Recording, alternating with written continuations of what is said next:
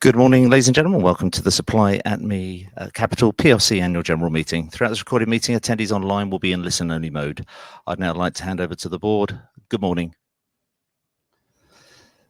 Good morning, ladies and gentlemen. I would like to welcome you to the Annual General Meeting of Supply Atme Capital PLC, which has been convened by the notice of the Annual General Meeting dated 29th May 2024. I am Albert Ganushan, and I will be chairing this Annual General Meeting, which I shall hereafter refer to as this AGM. Before we move to the formal business of the AGM, I'd like to introduce my colleagues from the board and the management team. So we're going to slide up. Obviously, Alessandra, Chief Executive of the company, myself, Enrico Camilleri, is the independent director joining us remotely. David Bull, at the far end of the table, non-executive director. Alexandra Galligan, non-executive director. The management team, Chief Financial Officer. Amy Benning. We've got Mark Kavanagh to my right, Head of Operations and Transformations. And last but not least, Alex Paxton, who is the Chief People's Officer of the company.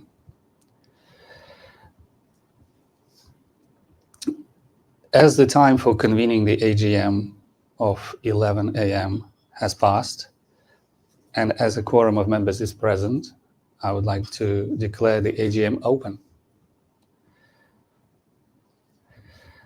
The business of this AGM is set out in the notice of AGM, which, with your agreement, I propose to take as read. If anyone wishes to object, please raise your hand now. Thank you. So the board received a large number of questions ahead of the AGM via the Investor Meet company platform. And prior to us opening the floor to all these questions and the formal voting on the AGM resolutions, the board and the management team would like to go through a presentation that we have prepared, which aims to cover a number of key themes arising from the pre-submitted questions. So we hope to answer most of them, if not all of them, through the presentation. And if I may, I will now hand over to Amy, who will get us started and cover the first part of the presentation with the overall update on funding the company, which we thought would be a good place to start. Okay, thank you, Albert.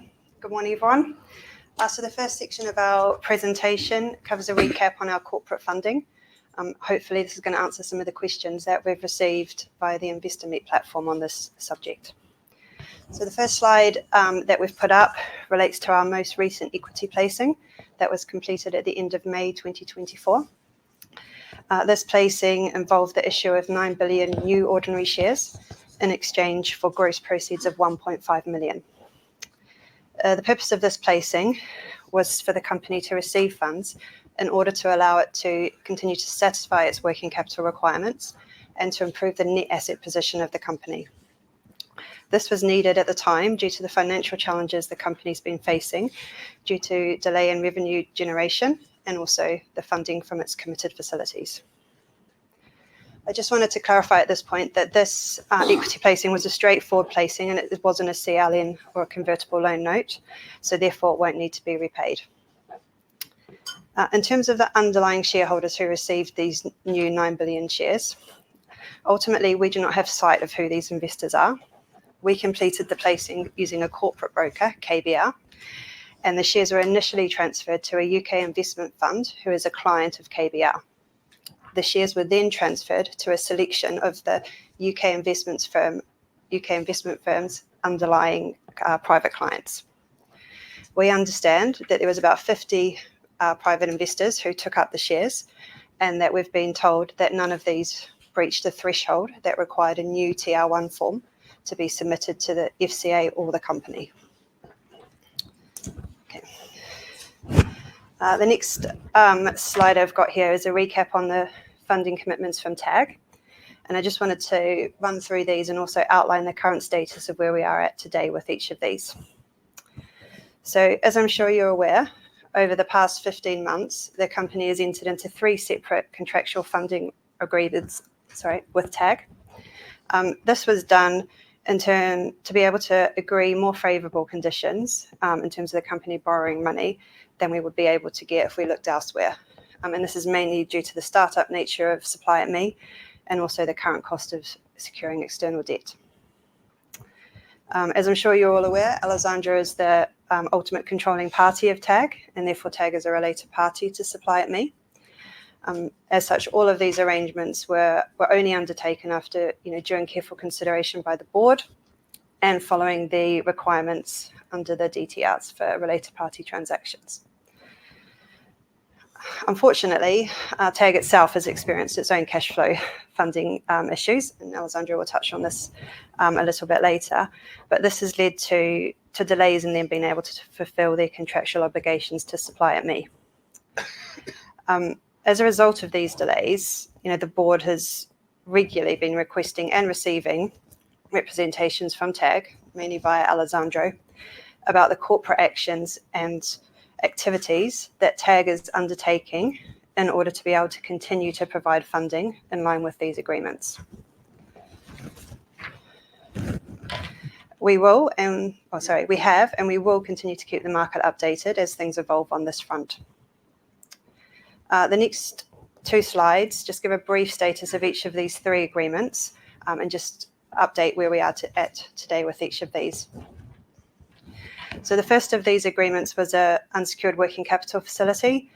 This was originally agreed in April 2023, and then it was amended in June 2023 in connection with the trade flow restructuring transaction. Under this agreement, TAG agreed to provide $800,000 to the company, and this was drawn down at the end of June 2023. Although delayed, this facility has been fully funded by TAG, and that was completed in the first quarter of this year. And then in March 2024, it was agreed that we would repay this facility early through the issue of 1.5 billion new ordinary shares to TAG. So this settled the full 800K principal. Also at that time, any interest that was due from Supply at Me to TAG was also paid.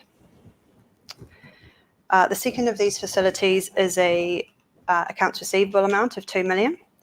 And this arose in connection with the 81% disposal of the trade flow business. Basically, at that time, TAG assumed the 2 million debt from the buyers of the 81% of trade flow. This amount was due to be fully paid by January 2024. To date, the majority of it has been paid, but there's a small amount of approximately 100,000 that is still outstanding from TAG. This also includes some late payment interest as well. As this amount is a receivable amount, this won't need to be repaid by the company to TAG. Okay. The third and final facility was a top-up shareholder loan agreement that was agreed in September 2023. So this facility allows the company to draw up to £3.5 million over a period out to June 2025. This was structured in order to allow monthly drawdowns, and these drawdowns were calculated using a pre-agreed formula, which is linked to the forecast cash balance at the end of the following month. Basically, it was put in place to allow the company to maintain a stable bank balance over the period covered by the facility and until the full 3.5 was drawn down. To date, between November 2023 and March 2024, the company has drawn down 2 million of that facility. And unfortunately, there has been significant delays in terms of that money flowing to the company. And as of today, it's still all outstanding. Due to the late payments, there's also interest being accrued on that balance. The board has been informed by Alessandro that TAG is in the final stages of securing cash flows into its business. And from this, it intends to use $1.5 million to pay SIME as a part settlement of the outstanding amounts owed. And we will obviously keep the market informed with RNS announcements as and when this cash is received. Okay, so the next slide tries to kind of look forward into what our corporate funding might look like in the future. think the focus of our business has to be, to create a stable and reoccurring revenue in order for us to be able to cover our ongoing, monthly expenses. Alessandro's going to touch on this in the next section, but once we're able to do this will give us a less pressing need to be able to need to source like further debt and equity funding in the future, unless, for example, there's a specific corporate activity that we need to cover. Alongside this, the board is going to continue to work closely with TAG in order to ensure that the outstanding contractual amounts are received, albeit on a delayed basis. And there's also the additional 1.5 million of the shareholder loan that can be drawn down as well, in line with that facility. So while we hope this is not the case, if the speed of revenue generation continues to be delayed, there may be a need for us to look to source additional debt or equity funding. If this is needed, it will only be done with the best interests of the shareholders in the company in mind, and after during careful consideration by the board. So in order to give the board the flexibility to deal with this should it arise, this is why we're asking the shareholders to approve for the company to be able to issue up to 20% of its current ordinary share capital in issue. The last point I just wanted to make is that there are a number of warrants that are outstanding in the market at the moment. These have got various expiry dates, and if they are to be exercised, clearly this will involve the issue of new ordinary shares as well.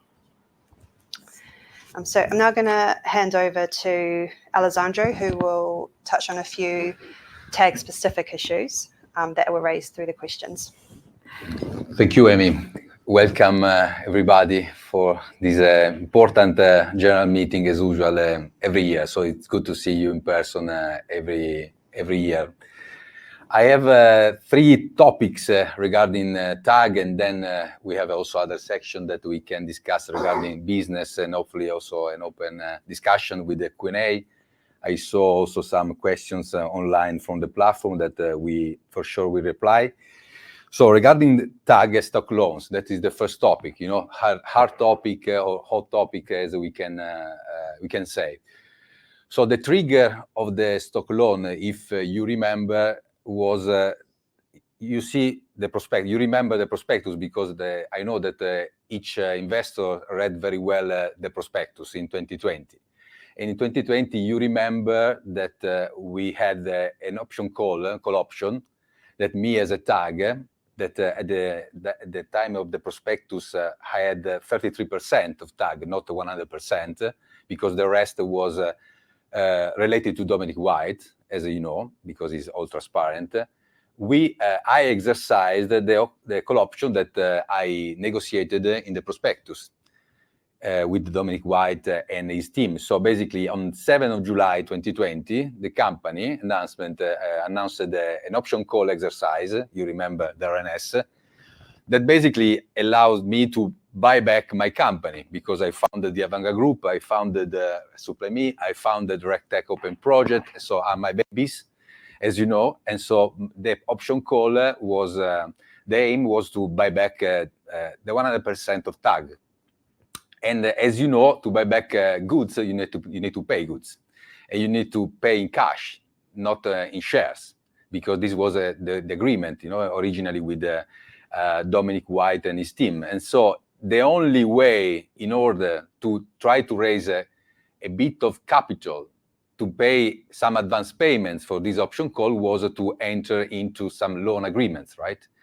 And commercial banks, normal banks, you know that when a stock is a new entry, no track record, was difficult, to raise capital. And you remember that we were also under the pandemic situation, so not the opportunity to meet in person investors and so on and so forth. So long story short, I used the shares in good faith to enter into 3 stock loan agreements that are public in order to raise roughly 4 million in order to pay basically a portion, the advance payment for, let's say, this big opportunity to buy back my company, the Avanga Group, I'm saying, and the rest, with the aim to support the business, because you know that the Avanga Group had, in 2020, at the end of the day, SupplyMe as a priority, and the business of RegTech that was up and running into a private, let's say, place.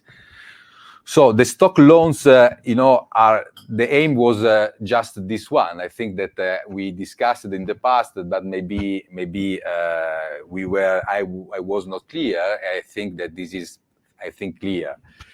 And what else? Obviously, stock loan agreements are not, the plain vanilla, structures, And what happened is that, unfortunately, and this is the reason because now TAG is also acting legally with the first platform, was not our intention to see, the shares dumped in the market, right? Because if you see the contract, didn't say this, And you see now that just to follow the events, that the maturity date of each stock loan agreements, TAG asked to repay the loan and also to take back the shares. We had some, let's say, difficulties to take back these shares, and is public the first legal action against Stock Loan Solutions that is based US, where maybe there is a bit, let's say, case, hopefully that we can win. And then we can leverage this example also to continue, let's say, to recover our assets, because at the end of the day, for us is an issue regarding also, this position, regarding these shares that actually have been transferred in 2020. So we are in agreement with the company that I will keep you posted. Suplemi, I am saying in the role of director and owner of the Avanga Group. I will keep posted the company regarding, the news, hopefully the positive news regarding how we can recover our assets.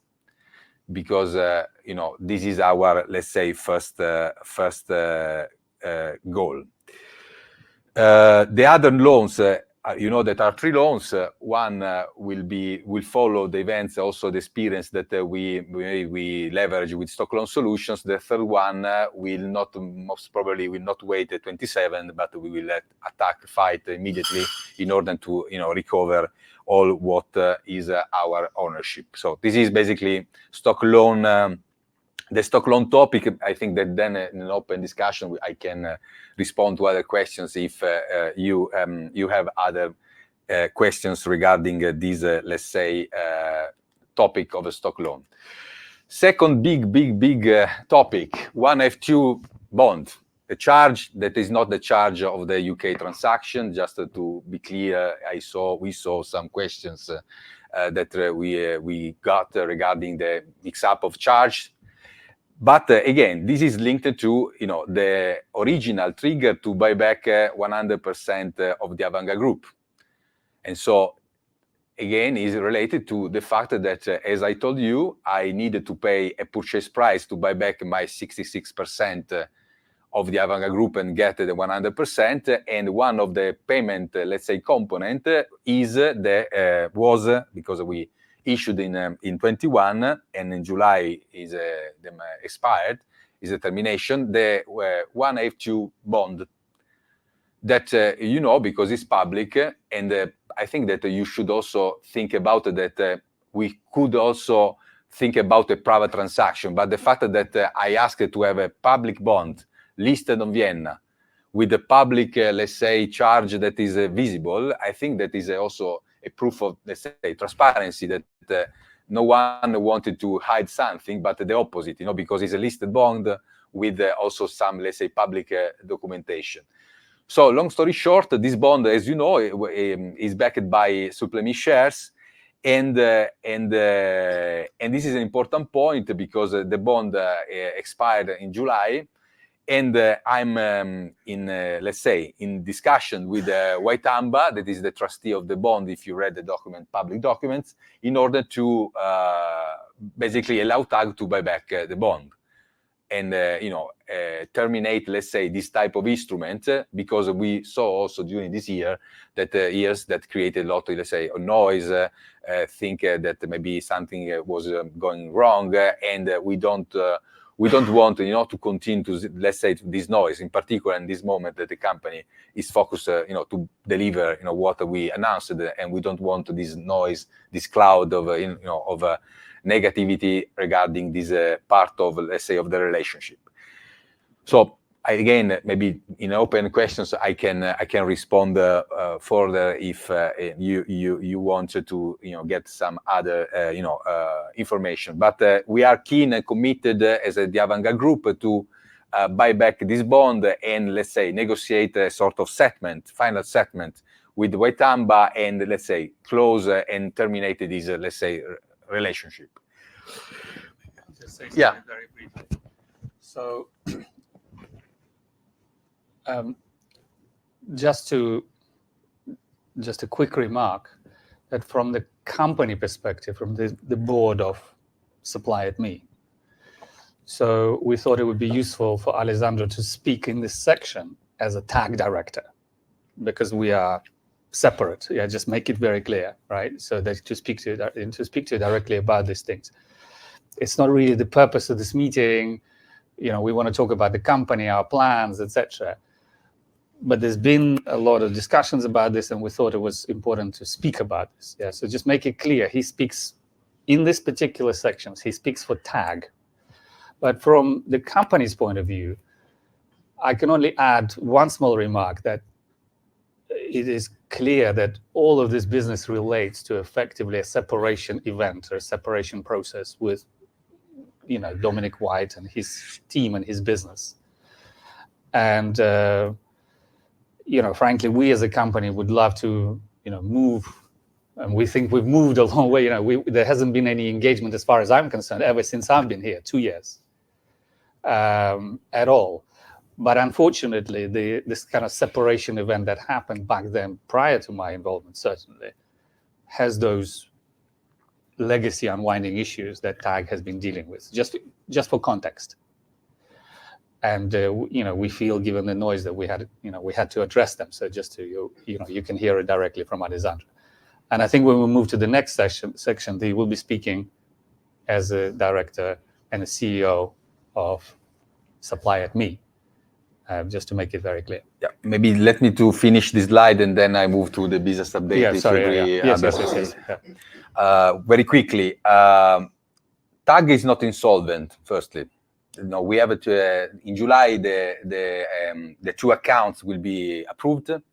The reason of this delay is also to follow these events, because that annual reports, the most important point is the narrative of the numbers. And if TAG is negotiating a big settlement of the 1F2 bond, makes sense, to wait this settlement and approve the accounts also explaining this settlement of the bond, for instance.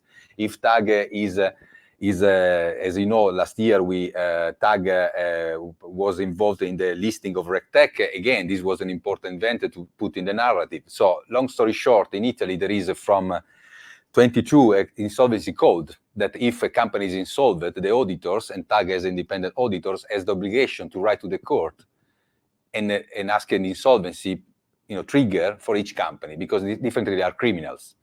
And so since this didn't happen, this is an important point. Who is writing, asking if TAG is insolvent, to read well the insolvency code in Italy and see what are the insolvency procedures in order to declare a company insolvent. So the annual report, the two annual reports will be approved in July, mid of July. It's public, so who we want to access can see. The commitment of TAG of this, let's say, top-up loan or final loan is a priority. And there is not any conflict regarding RegTech Open Project, because, there is also this perspective, that TAG can help RegTech, not help SupplyMe, or the opposite. And obviously it's natural as a question, so we can understand. So TAG is fully committed to continue to support SupplyMe. Obviously, we can't do miracles. We need to be honest, because we are not a bank. TAG is not a bank. It's not a fund.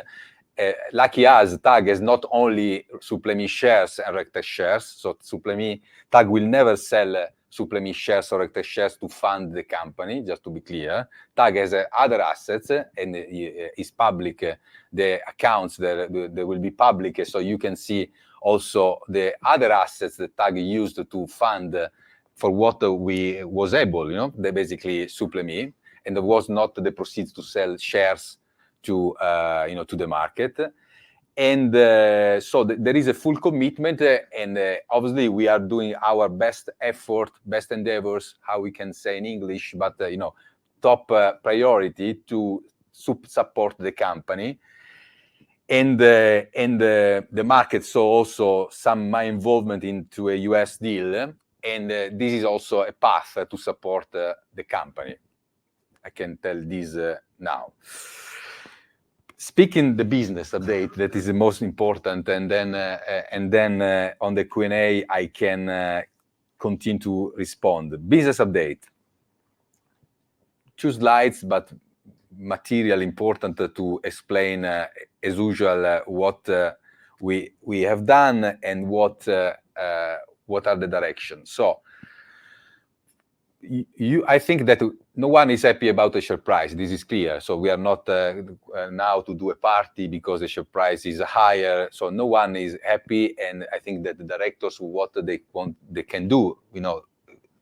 Management team directors are fully committed to work hard and allow the company to do some positive, let's say, outcomes, right? Then the share price is another question, because there are maybe other factors, but at least we are fully committed to, let's say, deliver and generate revenue, because this is the only path, to increase the value of a company, regardless if we are listed or unlisted. We need to generate revenue. This, I think, is in the handbook of each university. And the big point for us was to find the right structure. That we tried. That we had 3, let's say, moments. The first moment when everyone told me, as you invented the wheel, you have not fuel, you have not capital to deploy. No one is relying to your model. It's an innovation, but who knows who will provide you capital to deploy? And you remember a lot of concerns. 2020, 21. Then we decided to acquire TradeFlow to facilitate also the funding structure. Then, as you know, now we are in a different situation when we started to have some commitments. 3 of January, Banco BPM, April, the investment bank, hopefully in the future, new achievements. And the mission now is to deploy this capital. And, we are in the second phase where it's crucial, the funding structure. So the diagram that we had also published in our accounts is important, because you see the role of Société Financière Européenne, SFE. SFE is not just, let's say, a workaround to find a structure that can work. SFE is a strategic, let's say, component of the funding structure, because at the end of the day is firstly an equity provider. And that when a bank or a funder will provide typically capital to the stock company to buy inventory, like an example of Banco BPM that committed to provide 8.5 million of loan, that is not a loan for the PLC, is the commitment of capital to buy inventory for 10 million, where the senior, let's say, the less risky component is provided typically by these banks. But if a stock company has to buy 100 million and Banco BPM, is an example, provides 8.5, you can understand that the rest of 1.5 must be provided by SFE. And SFE is not an entity of Dominic White, as I wrote in some boards, some chats, and LinkedIn, let's say, messages, but is a company that is made by multiple key shareholders. I'm a minor shareholder. I bought SFE last year. This is an example, another commitment of TAG, because again, to buy companies, you need capital. And now there are, a plethora, a suite of shareholders that are part of this important entity that is again a way how we can, support the funding of each transaction. So this diagram is important because SFE was scrutinized by Banco BPM to take the commitment of 3 of January. Was scrutinized by the investment bank for April. Is scrutinizing by other inventory funders because they're asking who are the shareholders of SFE, what is the role, basically the accounts are public, so you can see also these accounts, and was an important, let's say, is an important component of this infrastructure, right? And I think that when you see these slides and you see the engagement of Banco BPM, the engagement of SFE, you can understand that also question regarding reputation. I think that is, nonsense question. Sorry if I said this, because if a tier one bank made a credit approval, made a in-depth due diligence on these entities, it's normal that the first point that a bank typically made is a reputational assessment, right? And this is what happened and what we got on 3 of January. So, long story short, the revenue model, I think that is clear. I think that is clear that Suplami is not buying any inventories. Suplami is the platform, has 2 roles. Is the revenue are from the origination of clients. So it's important our pipeline, the quality of the pipeline. And we charge revenue because, there are transactions and, Suplami is a platform, is an inventory service. So Suplami charge, let's say, the service fees for each inventory monetization deal. So I hope that this slide, clarifies, if needed, the role of SFE, that is a pillar, and is also, the future in order to also leverage new, let's say, transactions. Just for context again, and this is based on independent directors' understanding of the situation as well. So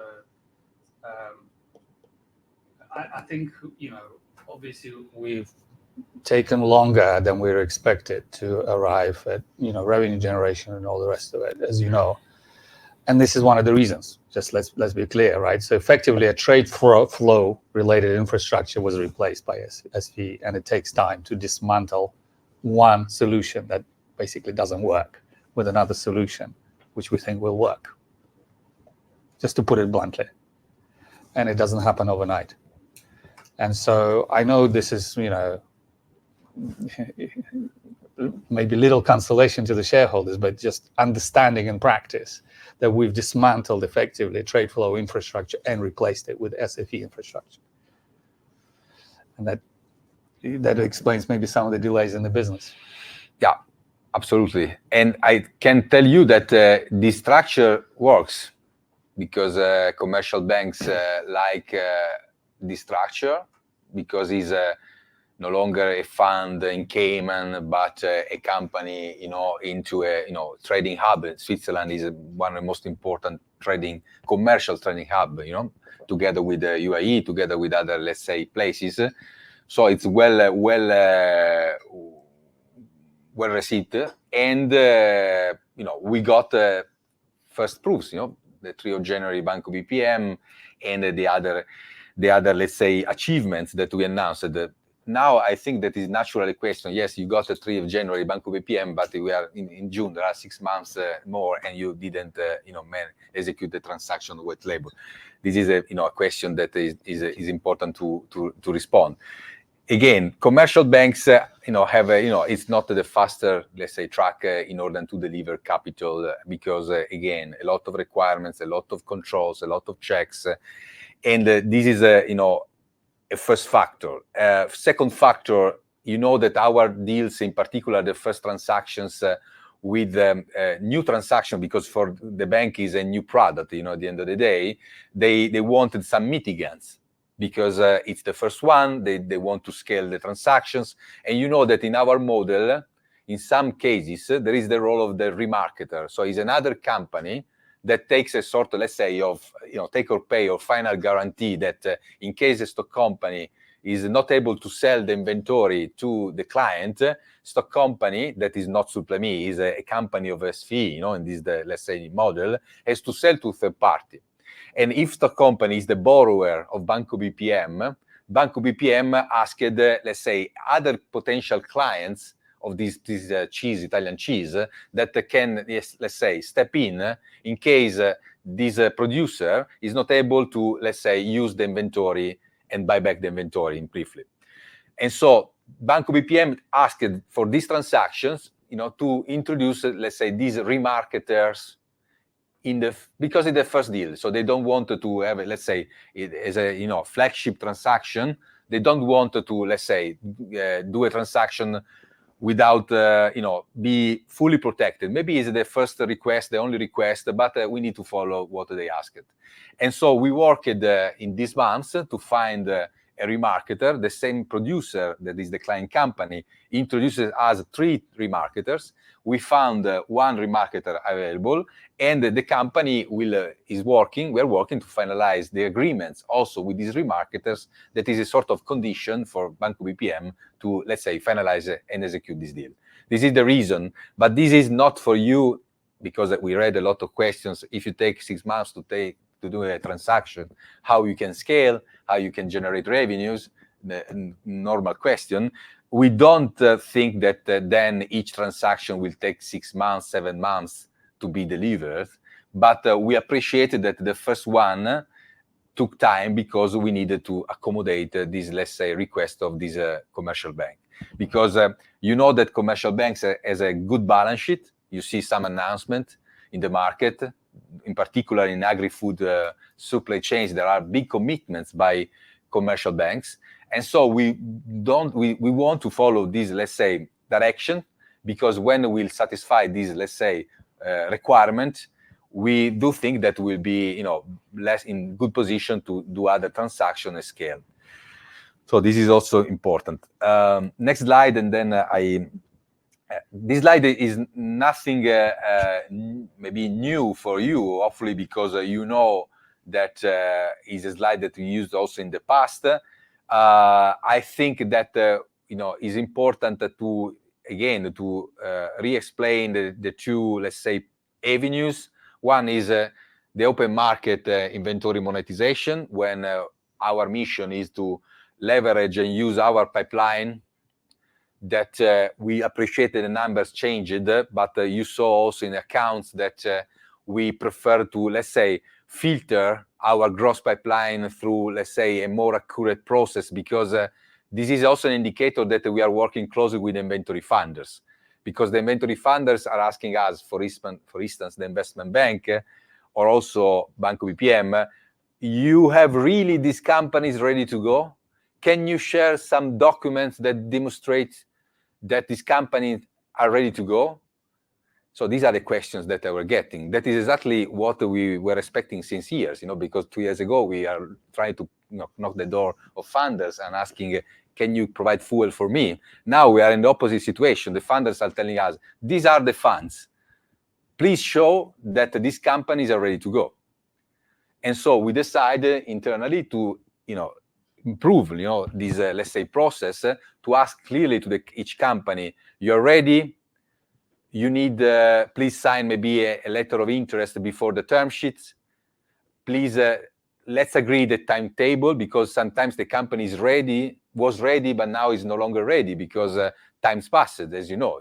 A company, in particular in this moment when there is a credit crunch, companies are angry of capital, right? And if you are not able to provide capital in the right moment, you lose the opportunity at the end of the day, because a company, try to find capital to other, let's say, route, maybe financing routes, and then they will come back to us saying, I made a mistake, I'm now over, I have a lot of stock of debt, I need to be refunded through an equity release like inventory monetization. But long story short, the open market inventory monetization is one of our avenues where we will leverage our pipeline. And the platform and the pipeline, and that basically what and in this, let's say, stream, we include the investment banks agreement, we include, let's say, capital that we can get from some funders in order to deploy for specific, let's say, deals of our pipeline. We include the security token also, so we include we are working with this digital asset manager. Also, the relationship with VeChain is still up and running. VeChain changed a bit the strategy, more focus on Web3, no longer focus on supply chain. If you see what they made in Las Vegas 1 year ago, what they are going to announce, they are more focused to Web3, that maybe is a buzzword. I spoke with the CEO of Sunny, a lot of times, saying, you are following a buzzword that is the private blockchain adoption, maybe because also the sustainability, that is not a buzzword, is an important point. But if you overrate the sustainability, maybe you are more focused on something that is more marketing and not the supply chain support. And so this is also the reason of the chain, let's say, relationship. But long story short, in the open IAM stream, we have these, let's say, avenues. So the asset managers, the investment banks, and the token route. Very important is white label. That just for us, I appreciated that we used maybe different definitions in the past, self-funding, white label. But long story short, is the relationship with commercial banks. Some banks are asking, like Banco BPM, all the infrastructure. So SV, the stock companies, the platform, the software, the personnel. Some banks maybe will ask us just the platform because they want to use their structure, they want to use, let's say, but for us it's good. At the end of the day, our revenue, leveraging the investment that we made, and Mark will explain, and for us, our revenue. And in the space of inventory, because our market positioning is to be inventory data science, inventory, let's say, subject matter experts. So the banks, the market must appreciate us as an inventory specialist at the end of the day, regardless the type of structure that we are using. And inventory, and then I'm finishing, is a big asset class. I'm lagging a bit because I'm reading a lot of tokenization, papers. Tokenization is a new asset class, meaningful adoption of over 100 billion, 2 trillion of tokenization in the market. The inventory for our calculation is over 4 trillions, in Europe. And so it's bigger than, all this wave of buzzword tokenization or whatever. And so there is a lot of, let's say, of space, a few players still. And so the reason also of our investment in the platform, our focus to be inventory specialist, is because this is a huge space where we want to continue to be, an important player. So I completed my slides, but happy to reply in an open session. And I give leave the floor to Mark for the platform. Thank you. Thanks, Alessandro.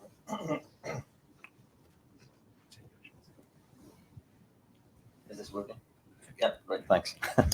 Okay, hi everybody, nice to meet you. I think before I start, I just want to say recently we put 2 videos out on the website, one on how we onboard a client, and then one on how we trade with the client and how we monitor the activity of that client. I appreciate that, it doesn't go into a huge level of detail, but what we wanted to do was say on the onboarding one, say to a client, it's not a 3-week process, okay? There is a process that we need to go through with you as a client. We will be asking you for a lot of confidential information that you need to share with us through secure methods, and we will be analyzing that in depth. So it's not a 3-week process.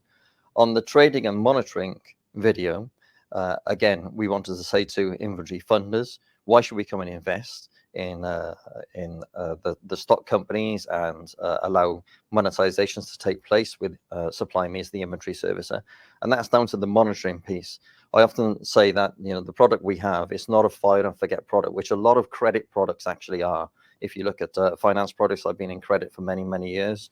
They do an upfront analysis, and then there's actually not a lot of back-end monitoring that goes on.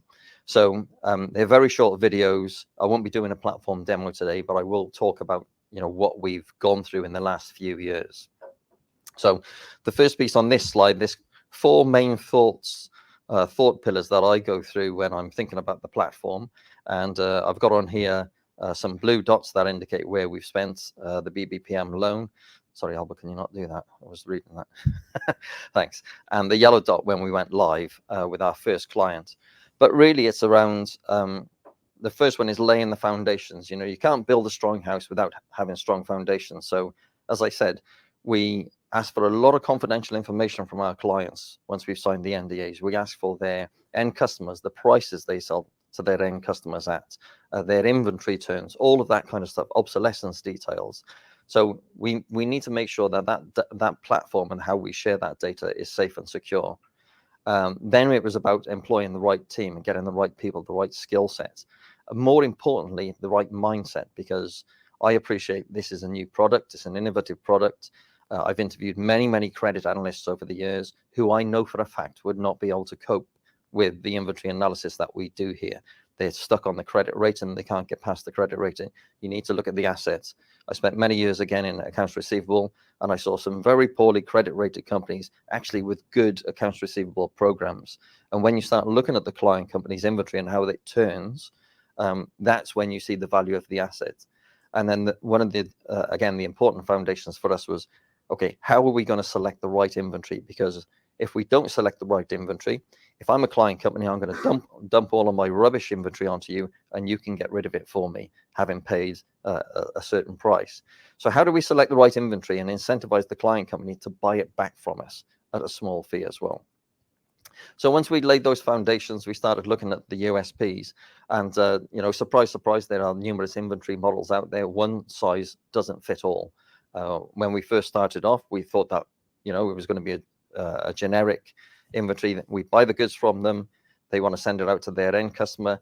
They buy it back. They send it out to their end customer. That's not the case. There are various different operating models that are out there with our clients. And we only get that exposure by having exposure to those clients and working through their business processes with them.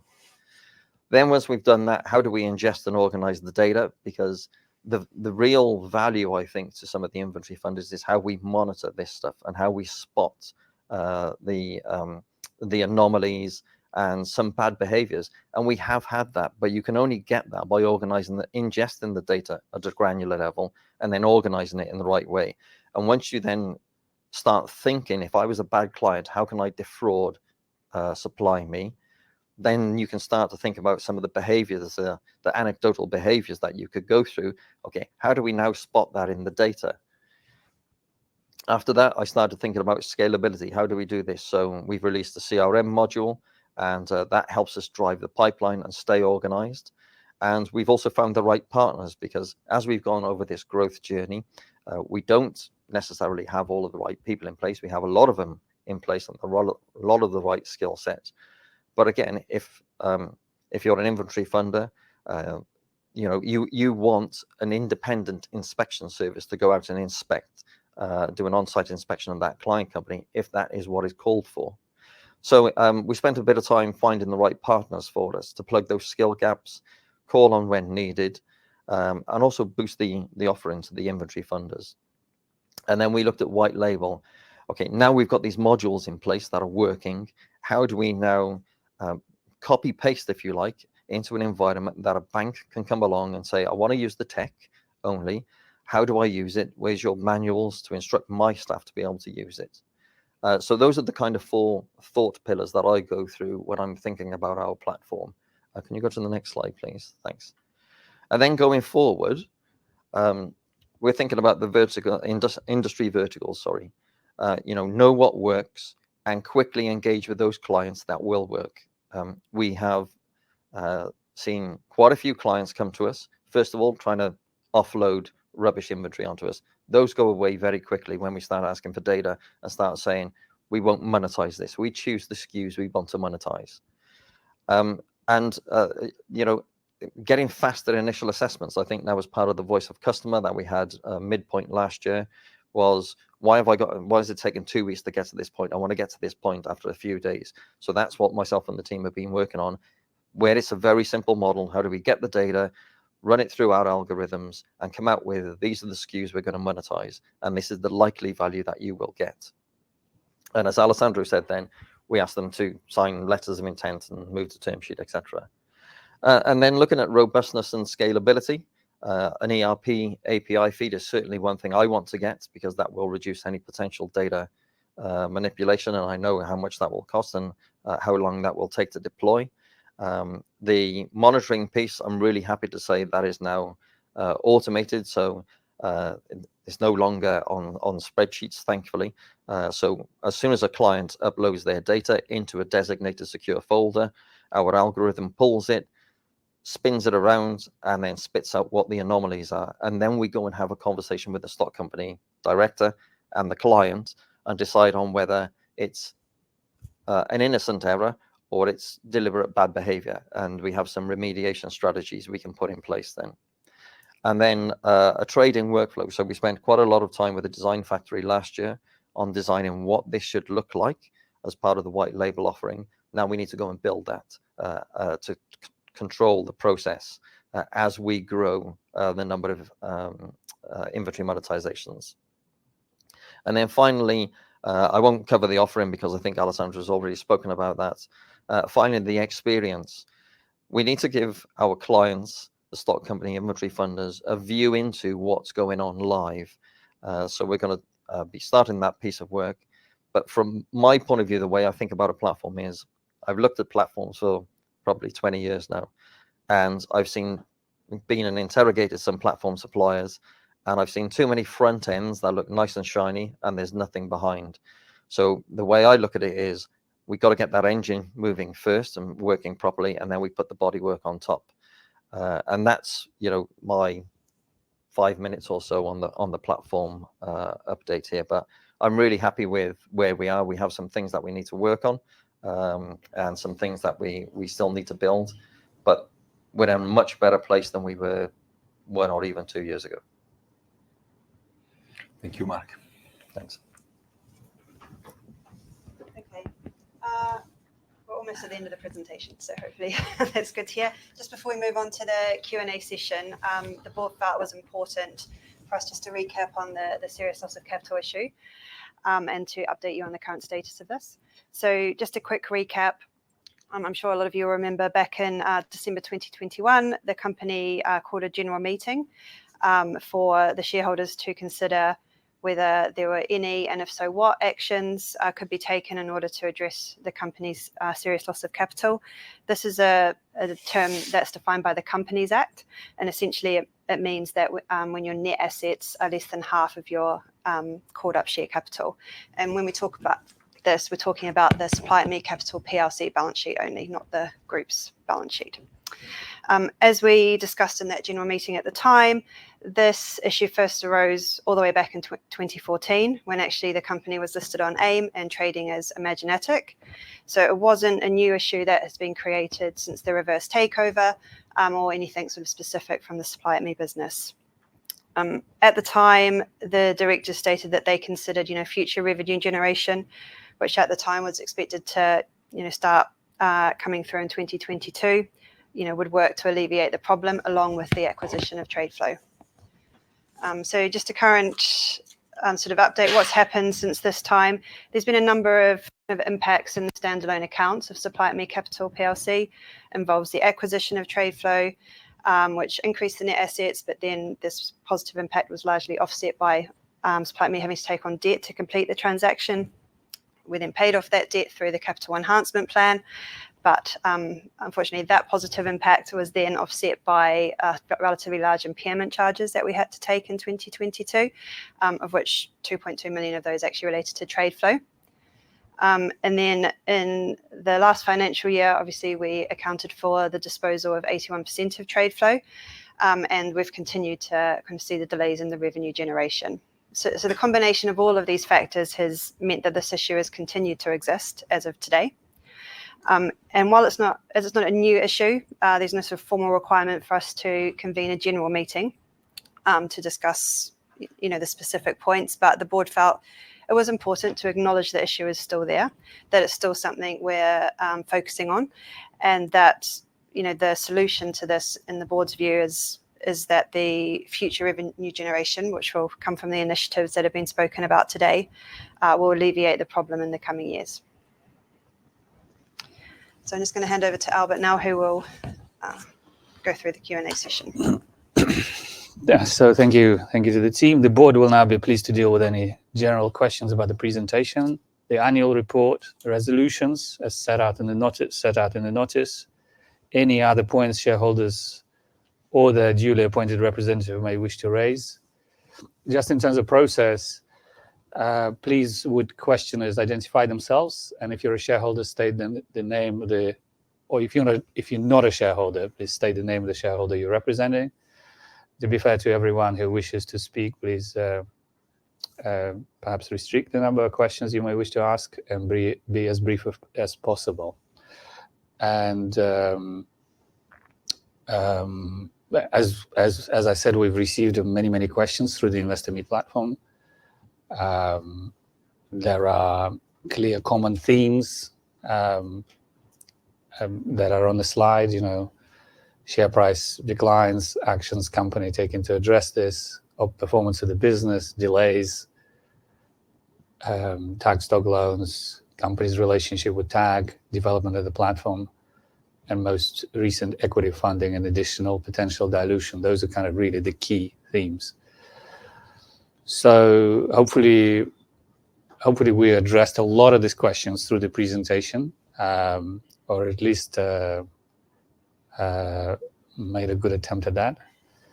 And I think now we can now conduct a live Q&A session. And Alessandro probably take a lead, and I think others will come in as appropriate. Yeah.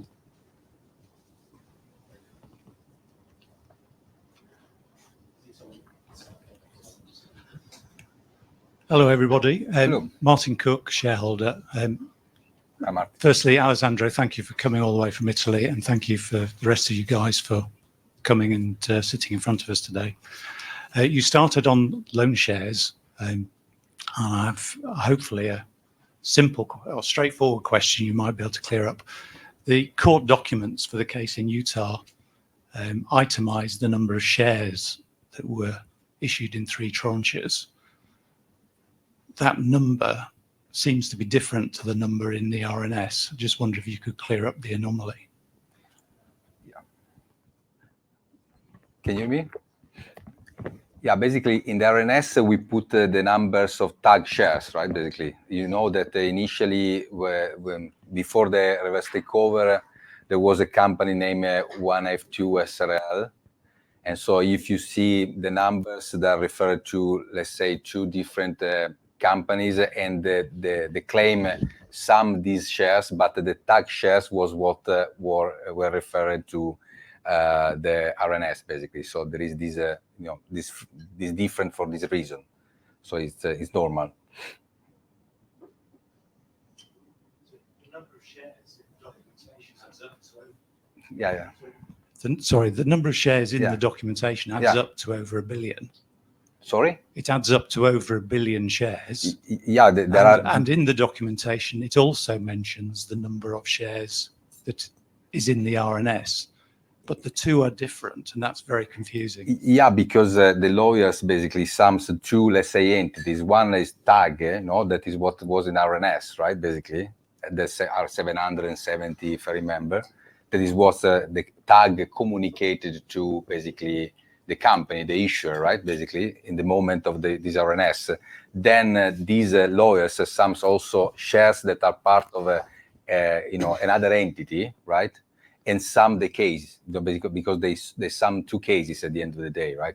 But the communication that tag made on July 29, if I remember well, in the RNS, was referred to tag shares, the shares in the Avanga Group.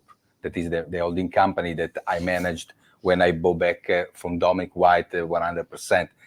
This is basically is a formal point, but what I must made was on 29 of July, the shares owned by tag, right? Basically, this was the legal point.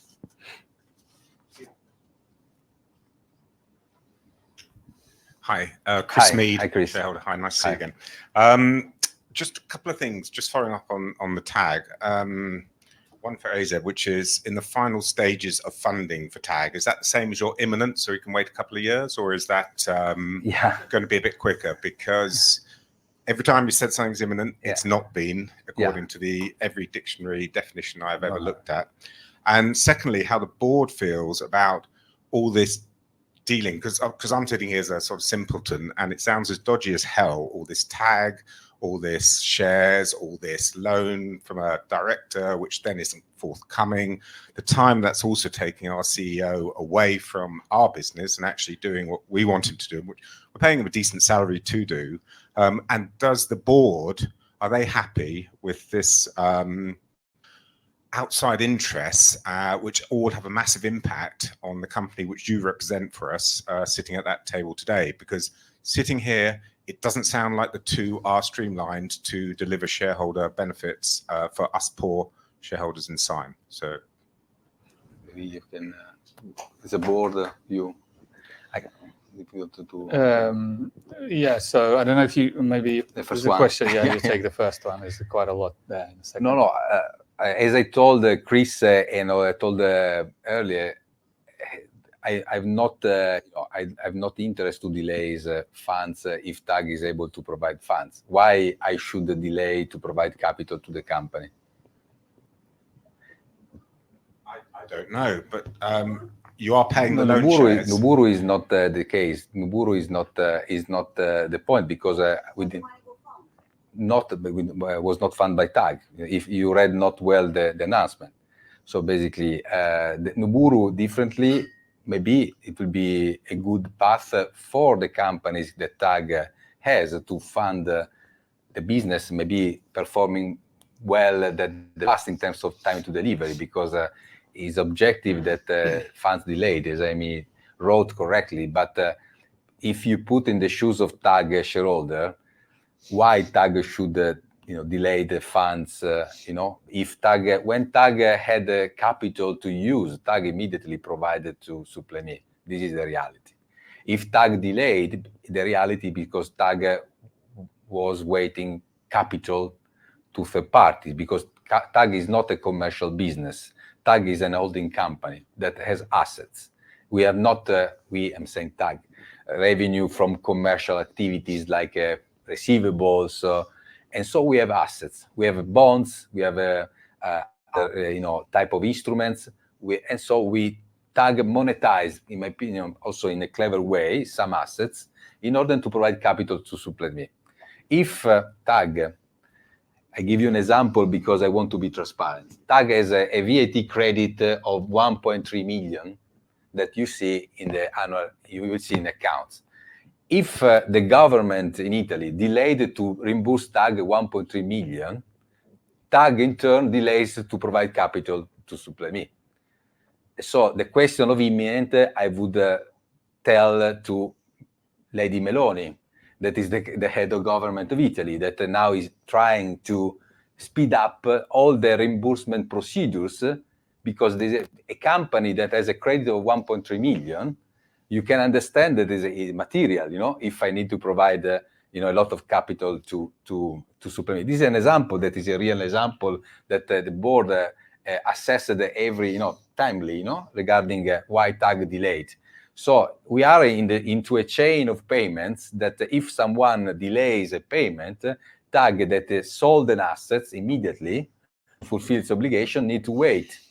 Because we are not a bank that we have deposits and then we can do loans, leverage the deposit that we raised. We are a normal holding company, and every action that we took was in the interest to speed up the provide of capital to Supplement. And you see basically the Nuburu transaction.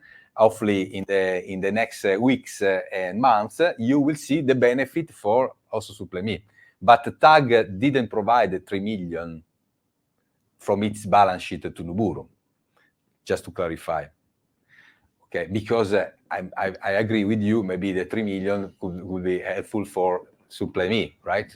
This is absolutely no-brainer. If TAG had the opportunity to join, not TAG, me personally, join in Nuburu, is because I saw a path to help my companies. So my company, say companies where I'm invested. So Supplement in primis, as a priority.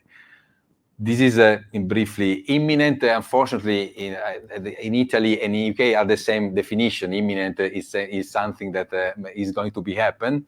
So there are not different in a glossary. But I appreciate that if we rely on some, let's say, inflow that are imminent, and then the board correctly ask representation from me regarding when will happen, I basically said the truth. It's imminent because I know that it's imminent from the side of TAG.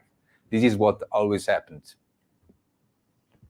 Alessandro, The only question I have on that is, you were the CEO of Syme. Yeah. You are. You are in charge of TAG. Yeah. You made a commitment from one to the other. You should ensure the funds are there. If I tell my daughter I will lend her some money for a house in 6 months, Yeah. I have the money to lend her for the house. Yeah. I don't then go back to her and say, oh, I'm sorry, but I'm waiting for the tax man now. And that might be another year or 2 or 3. You know, so you made that commitment. Yeah, we made the really commitment. Then to say it's somebody else's fault is not acceptable. And as a result, we've had more dilution of our shares. You've been spending more time doing that. We've had no white label, which was due at the end of February. Then, you know, that's what it said you expected, or whatever the word was, envisaged. I think that's another word you like. No, I like envisaged. Envisaged by the end of February, and now we're envisaging nothing by the end of June. So you prefer that the company, despite getting a loan from the shareholder and avoid dilution, you preferred another big dilution working capital. But I like the loan to No, I am asking you because I'm asking you. You preferred that 2 years ago, or 1 year ago, or this year, the company entered into a placing, okay, for a lot of billion of shares. You're telling me this. The company, we decide with the hard, moments, because it's not easy, you can understand, for the management team to manage delays in funding from TAG, continue to work with the funders, Mark, Alice, Amy, and all the team to continue to work with suppliers, with clients. But we decide to enter, let's say, into a more, let's say, not dilution mode, because the shareholder loan at the end of the day are not equity, okay? And enter in these shareholder loans. And so if you see the numbers, TAG, correct me if I'm wrong, Amy, you are a CFO, I provided 2.7 million pounds, if you sum 1.9 plus 800. The alternative was 2.7 million of equity or CLN, because unfortunately the company needed in the past to enter also in this type of arrangements. The alternative was this one. So I think that the decision of the directors was in the interest of the shareholders to work on the shareholder loan, appreciating the challenging moments and appreciating all what you are saying. That is fully understandable, obviously. But I think that the decision to save 2.7 million pounds in other shares, other confetti shares in the market, was at the end of the day a good decision, because this year we achieved the commitment of Banco BPM, we achieved the commitment from the investment bank, and I think that the business continued to progress despite these delays. This is my view. Again, it's opinable as usual, but this is my view. Alessandro, just one thing. You opened the can of worms here about what I would prefer. I would prefer the captive bank to have come up with the finance, the fintech bank to have come up with the finance. Yeah, but this is, I would prefer also... You asked me what I prefer. Yeah. And I'm telling you now. It's correct. Also me, I would prefer the captive bank, the fintech bank, such the pension non possessorio. I would prefer all these Carval. I would prefer, because we work at 24 hours every day to do this. And also this team, the directors work at 24 hours. And we've invested a lot of money. Yeah, like me and you, all the other shareholders. So we totally respect this, to be clear. I'm not saying that we are not respecting who invested, and we respect always who invested. I'm saying this, but I'm telling you that if the teams work with the captive bank, with the fintech bank, with such, with pension non possessorio, with whatever you want to hear, is because we were very keen to find a way to deliver inventory monetization transaction. That is a big innovation still, like us, okay? And we worked in this manner in good faith to find every route. And you remember that in Silicon Valley, fail can happen, not a default, and fail and say wrong decision. Because if you not take decisions, it's easy. We are not a blue chip company that every day the CFO can say, okay, how many goods we sold, good, we are in line with the budget. We are not in this position. We are selling to the market still an innovation that no one has. This is the reality. And who is investing now or investing in the past is investing this drug that is going to be released like a big vaccine to help companies on working capital that is not plain vanilla receivables, but inventories. find me some other alternative in the market of inventory that is not financing, and I will happy to discuss. This is what is our mission. Okay, I'll leave it there. But the board, if you could just answer my No, second I point just about the I dodgy can speak dealings. very briefly. I think because I actually don't disagree, frankly, with what Alessandro just said. I will just, from the board point of view, can say to you that on the issue of SLA partial performance or non-performance, whatever you want to call it, shareholder loans, it is very tough. Obviously, we spend huge amounts of time as a board, like way and above beyond and a multiple of 10 of what our contracts say, to monitor the situation in real life. Just telling you, I'm not complaining. I'm just saying this is a very complicated situation. We are committed to do the right thing by the shareholders and by the company. For this reason, we evaluate almost every day the situation, right, with Alessandro. Alessandro is internally with us is quite transparent as to what is going on, because we have been in the situation for a long time. So we have a difficult task of evaluating almost on a daily or weekly basis, right? What are the chances? What is really going on? What are the, is this delay, how long is it going to be? Should we issue equity? If we can we, or continue to wait and rely, etc. And as you saw, we did an equity placing just to make sure that we also need to maintain the company's solvency and ability to trade, etc. So it is a complicated situation. And to be honest, from the board's point of view, it'd be a lot easier just to raise as much money as we possibly can. So we're not actually on a daily basis questioning ourselves. On the one hand, we have responsibilities to you. On the other, we have to debt holders. We have fiduciary legal responsibilities. There's a lot of conflicts, right? But this fight, in a way, I know it doesn't sound to you like a great achievement, but the almost in a way getting to the point where SLA is continuing to perform, even although being with delays, is kind of a good news, which is what Alessandro was saying. But this takes an enormous amount of pressure to cope with as directors, because we are responsible for the situation, and I acknowledge this responsibility. Now, in terms of time, CEO, look, Alessandro is an amazing man in terms of the time of hours that he puts in, right, in the business, and we would love him to just focus on the commercials. But unfortunately, funding is also part of this, right? And just goes to the question of using less dilutive methods effectively of funding through an SLA versus straight equity placing. And we want to avoid this as much as possible, even at a cost of taking, as I said, enormous pressure on the board.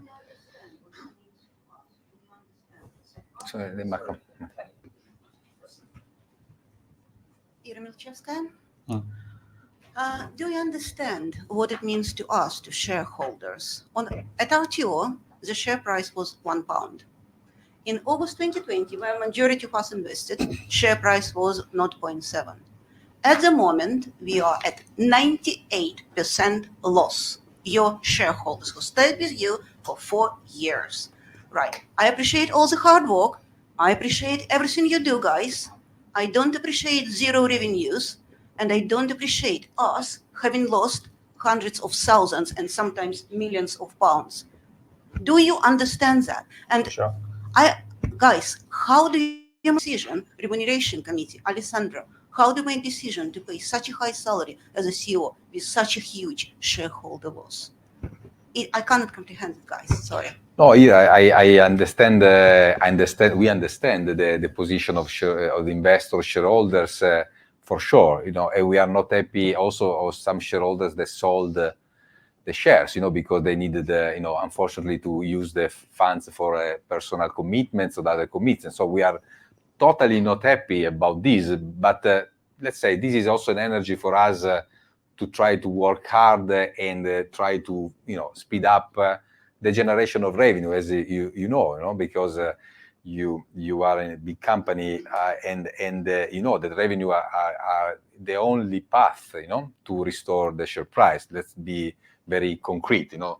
Despite spikes or whatever, we are not. I think that the board, me personally, now we are focused to find the right path, and I think that we found the path to generate revenue. Generating revenue, this is the only, let's say, insurance policy to have a restore or recovery of the share price. We don't know how much, when, what magnitude will happen, but this is the normal path that now we are achieving.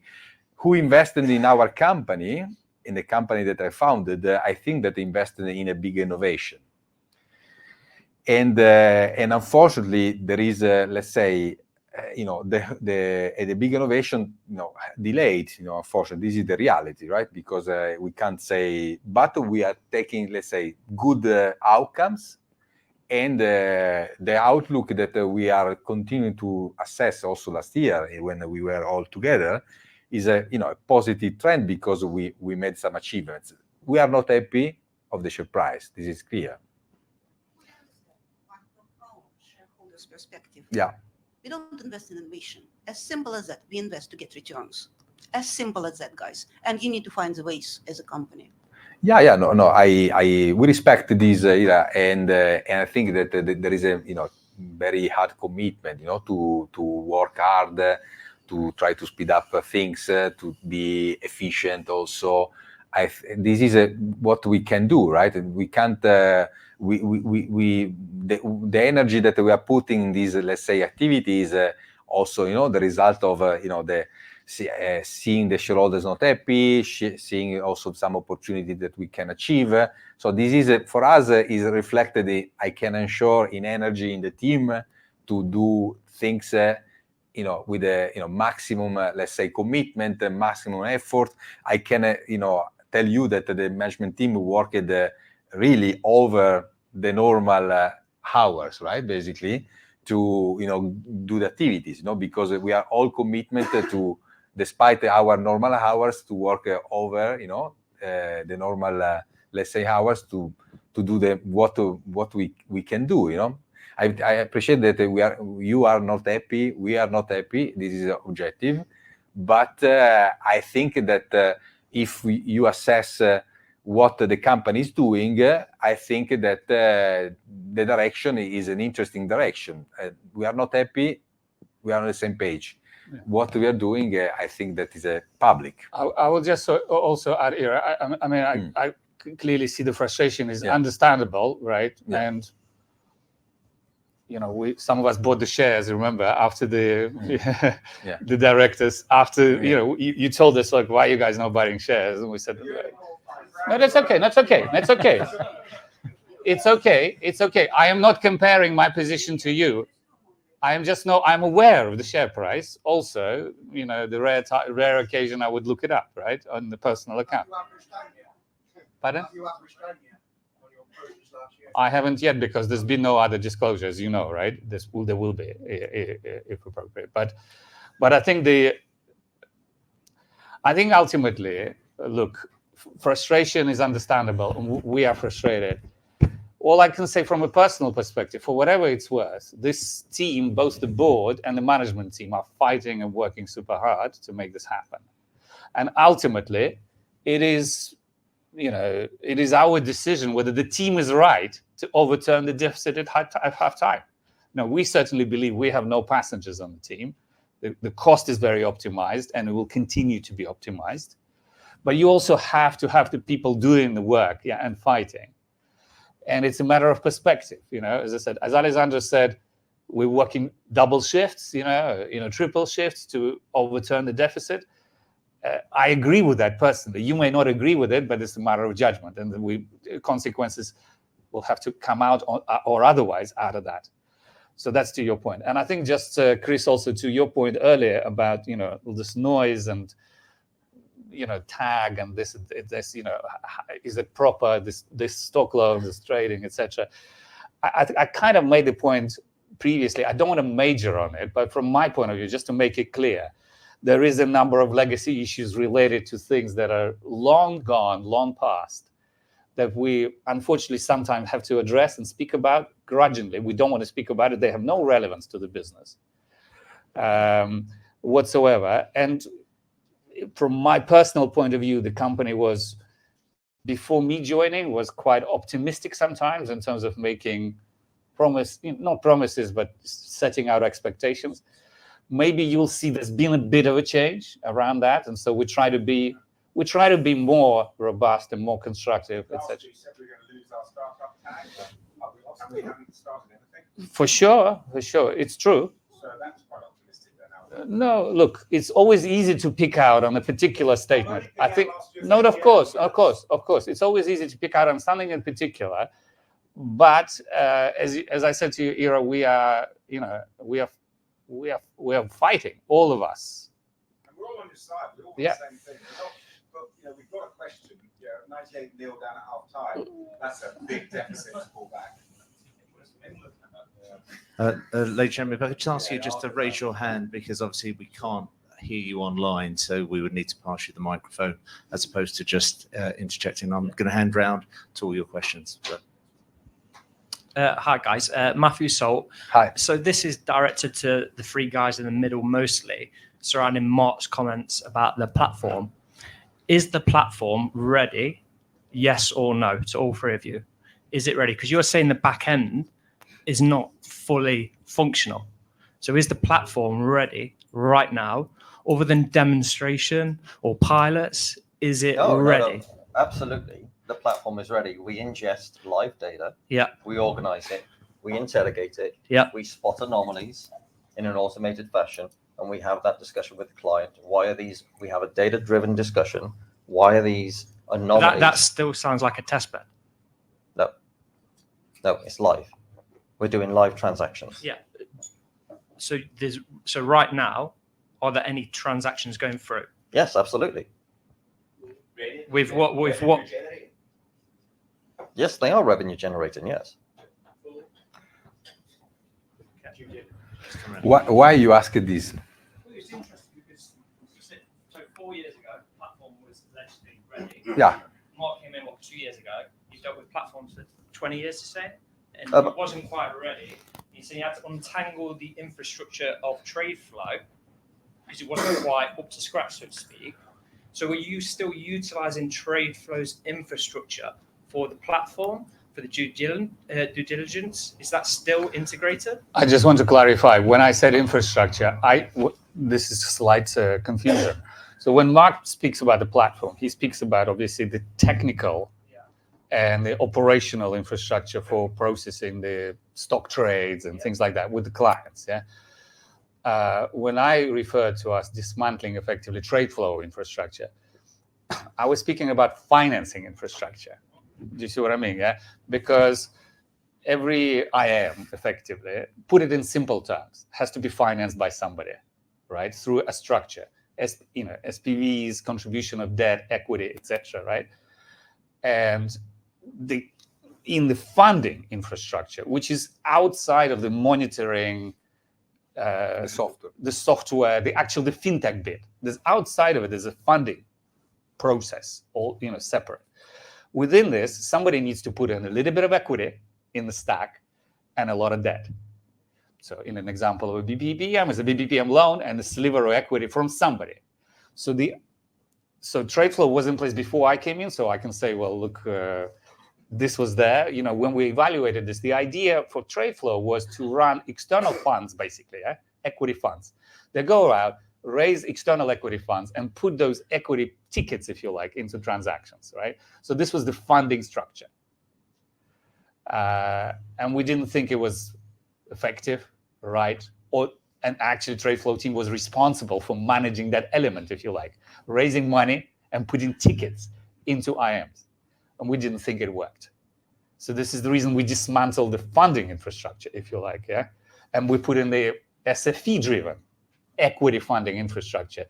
And I think Alessandro stated, I think correctly, that we are seeing evidence that SFE is an acceptable counterparty by Banco BPPM, having done the full due diligence on the new structure to flow through. But we've replaced all of that. That is the funding, if you like, the legal funding, transactional infrastructure from the, sourcing in the money into the transactions. Whereas the fintech platform is really about the origination, the monitoring, onboarding, trading, doing the trades, everything that is underneath, if you like, the funding infrastructure, on a nitty-gritty basis. Yeah, it's just because of the comments that's all. I mean, hopefully this is a clarification useful, right? It was good enough for you guys, functional. I understand that there will be upgrades in the future, and you're always analysing the data, but you guys are happy with how the back end runs of the platform going. Yes.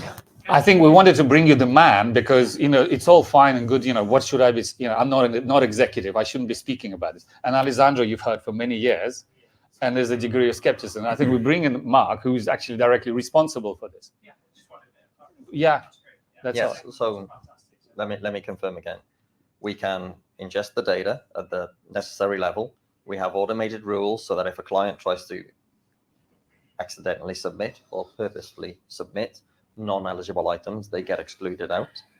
We cement the deal as the video shows in a digital document using e-signature software, including advanced electronic signature protocols where necessary, because some different countries have different requirements. And we organize the data. We get updates from the client as required in the contracts and agreed in the contracts. We run scripts and we can spot the anomalies. We discuss it with the stock company director, and then we remediate with the client. Thank you.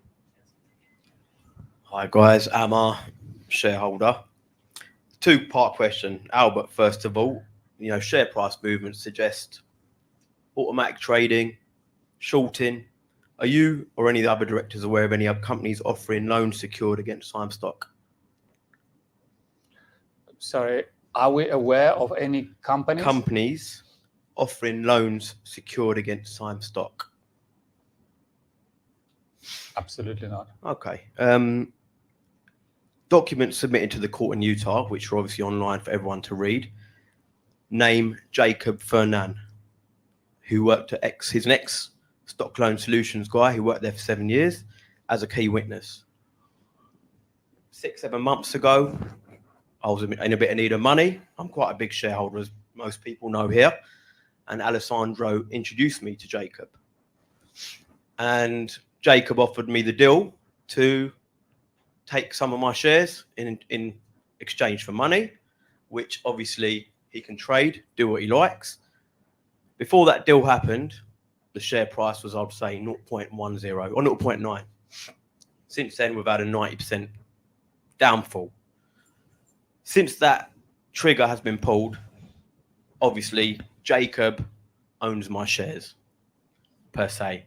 They're still in my name through Hargreaves, but Jacob can do what he likes with them, trades them, getting tipped off by whatsoever to decline the share price.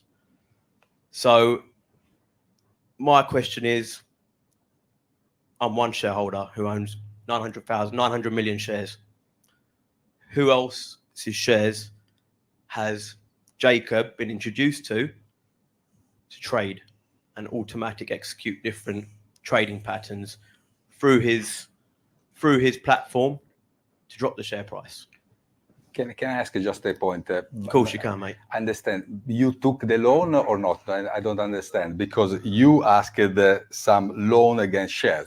You have to say what happened. No, I just said I need some money. I need to sell my shares for the current price. Basically, Do you if want to there buy are public providers, Yeah, but obviously SLS you've got a problem with now. And all of a sudden but you it's different. introduced SLS me. You introduced me to an ex-SLS employee No. who you dealt with before. No. It's different. Maybe we can we can take a Explain. separate point. But if a shareholder, happen always, can ask some questions regarding, there are platforms, there are lenders, there are brokers. I also got some questions about other shareholders that ask me, brokers. It's normal. There are public names without any interest, and that. What I told you, if you see what I told you, it's normal. If you can share some names, we will do without any interest, because we are not taking any remuneration. No, to but be if clear. you're taking SLS to court right now, Yeah, but SLS is not Jacob. SLS is but owner. SLS was Jacob for 7 No, years. no, it's not true. Sorry, it's not true. Jacob worked there for 7 years. But if he's an employee, he's not. I can follow the events of Yeah, an but the employee. person of witness in the Utah documents of SLS is Jacob's name. And you give me Jacob's name to buy my shares. Well, off me. but no, it's not true. It's not true. I can pull out the contracts here, no, Alessandro. I'm telling you. Just, and I want to argue this because maybe it's It's not an argument. It's just you're dealing with the devil and you're giving me the devil. Still with my money. No. It's totally different. What TAG entered in 2020 was a normal stock loan with a well-reputable platform. It wasn't reputable because if you look at their history, they've been sued left, No. right, and centre. Let me to finish. If in 2020, you need to take some loans. Stock Loan Solution was an up and running platform, right? Basically, okay. When the loan made and we made TAG made its let's say due diligence, okay.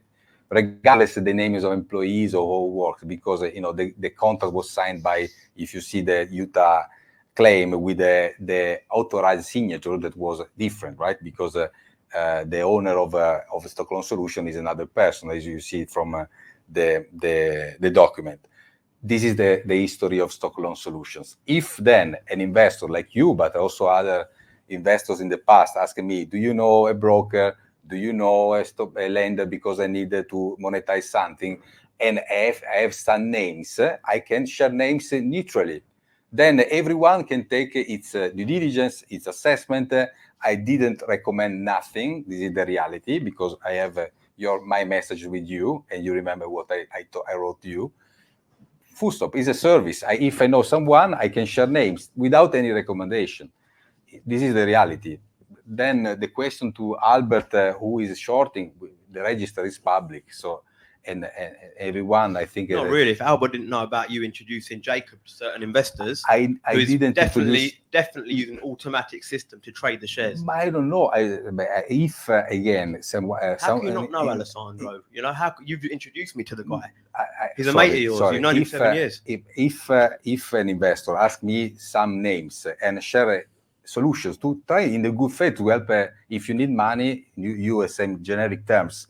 Someone needed to sell or buy shares, because there are also investors that ask me to buy shares. And if we can suggest some names to enter in contact and then individually made its personal due diligence, I just share names. I'm not interested to share, there are multiple options, But what I'm saying is, if you've done me that intro, then you've probably done it to other people who are giving Jacob the shares to trade. No. That's what Jacob does. He trades the shares that you are lending to him.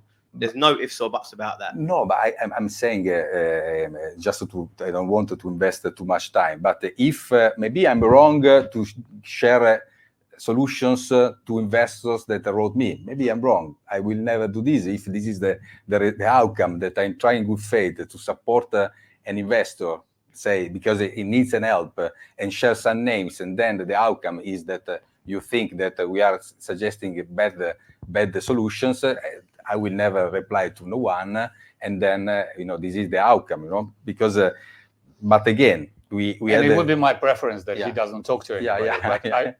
I'm not aware of that. But you've got to understand how, if Stock Loan Solutions, you're taking him to court now, and then the main guy there is obviously dealing with him still behind closed doors. It doesn't look right.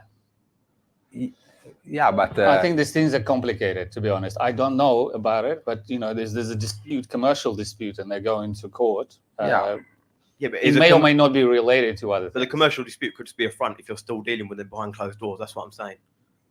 Well, I think what I'm saying is differently, in my point of view. From one end, there is the Stock Loan Solution agreement with the owner of Stock Loan Solution, that is an owner that signed a contract, and this is the interest of TAG to recover, let's say, this agreement, right? On the other hand, if an investor is asking some helps or some solutions, that you asked also other, and I don't want to share publicly, but you asked also other helps, to me.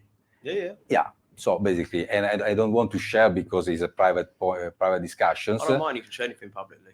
No. I'm saying if in good faith I can list some names, and then with a clear message that everyone is independent to the decision, It's just I know, but since that introduction, the share price has deteriorated. but this with is your theory. automatic This is your trading. theory. You know, the register is public, so you know, you can see it. Okay.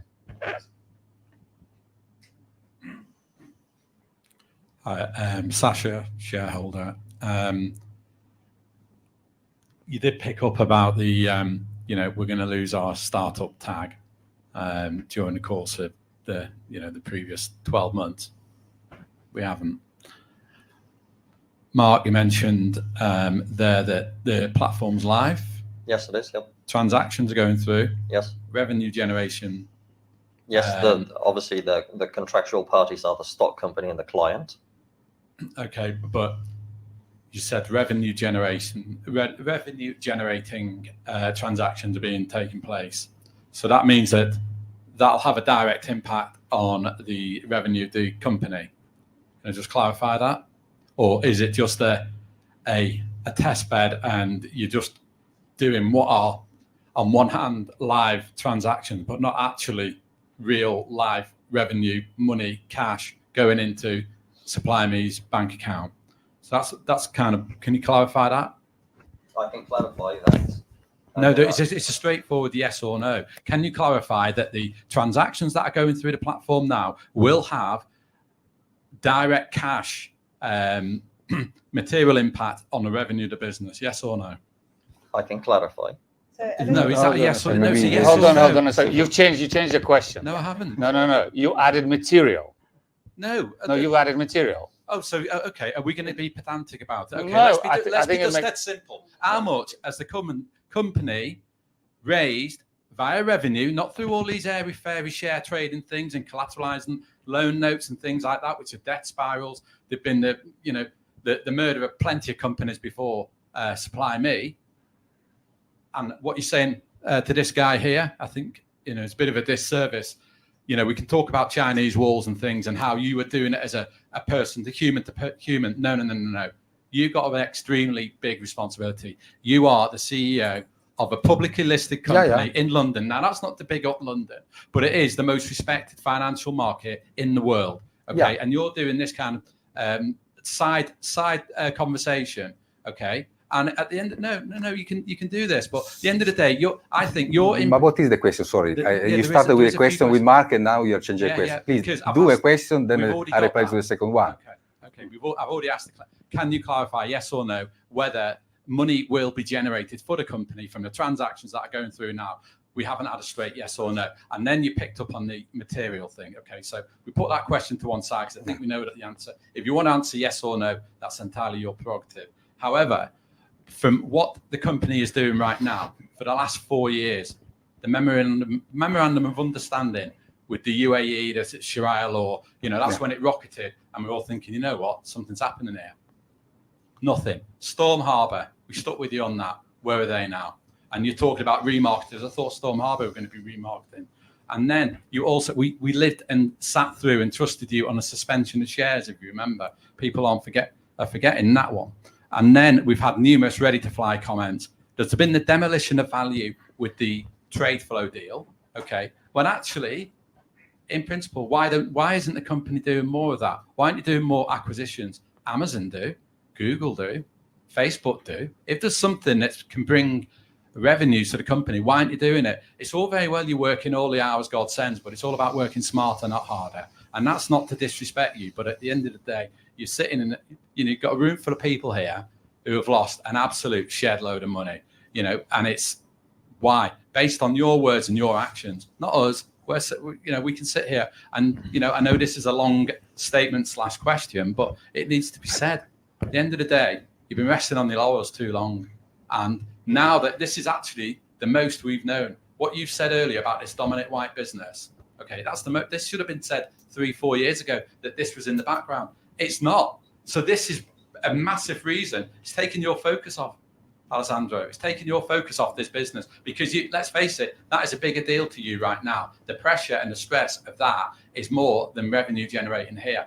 So at the end of the day, you've got to take a long, hard look at yourself and think, what is the best for the company and the shareholders? You know what? You've got an opportunity here, but we've sat in these meetings now. This is the third year since COVID where we've had the meeting, and we've had all these promises. We're ready to fly. We're losing the startup tag, and still, how much as a company we should be in the millions now in terms of revenue. I've got 15 different companies. I'm not being a big head about that. I'm building up a couple of groups. I've got more revenue by a factor of 100 nearly on what this company is. I'd love to just reverse my company into this one, and straight away, guess what? It solves everyone's problem because we've got revenues. But would you even consider that? Let's face it, the birth of this company listed was through a reverse takeover, which actually didn't cost you an awful lot of money to do, having a look. But, and it's a lot to say, and I appreciate you listening, but there's a few questions and points that need addressing. Thank you. What is the... So thank you, Sasha, for that. I think this one simple question we can answer is, if the transactions are flowing through the platform, are we issuing invoices and collecting money? So yes, I'm asking the CFO. It's a yes, and you can see the impact of that in our financial statements. So if you look in the financial statements that we issued for FY23, it's not a big amount of revenue by any means. The 2 transactions that we've got live on the platform are relatively small transactions. Okay, so I don't think anyone sitting here today is going to dispute that. They're small IM transactions that were done through the platform.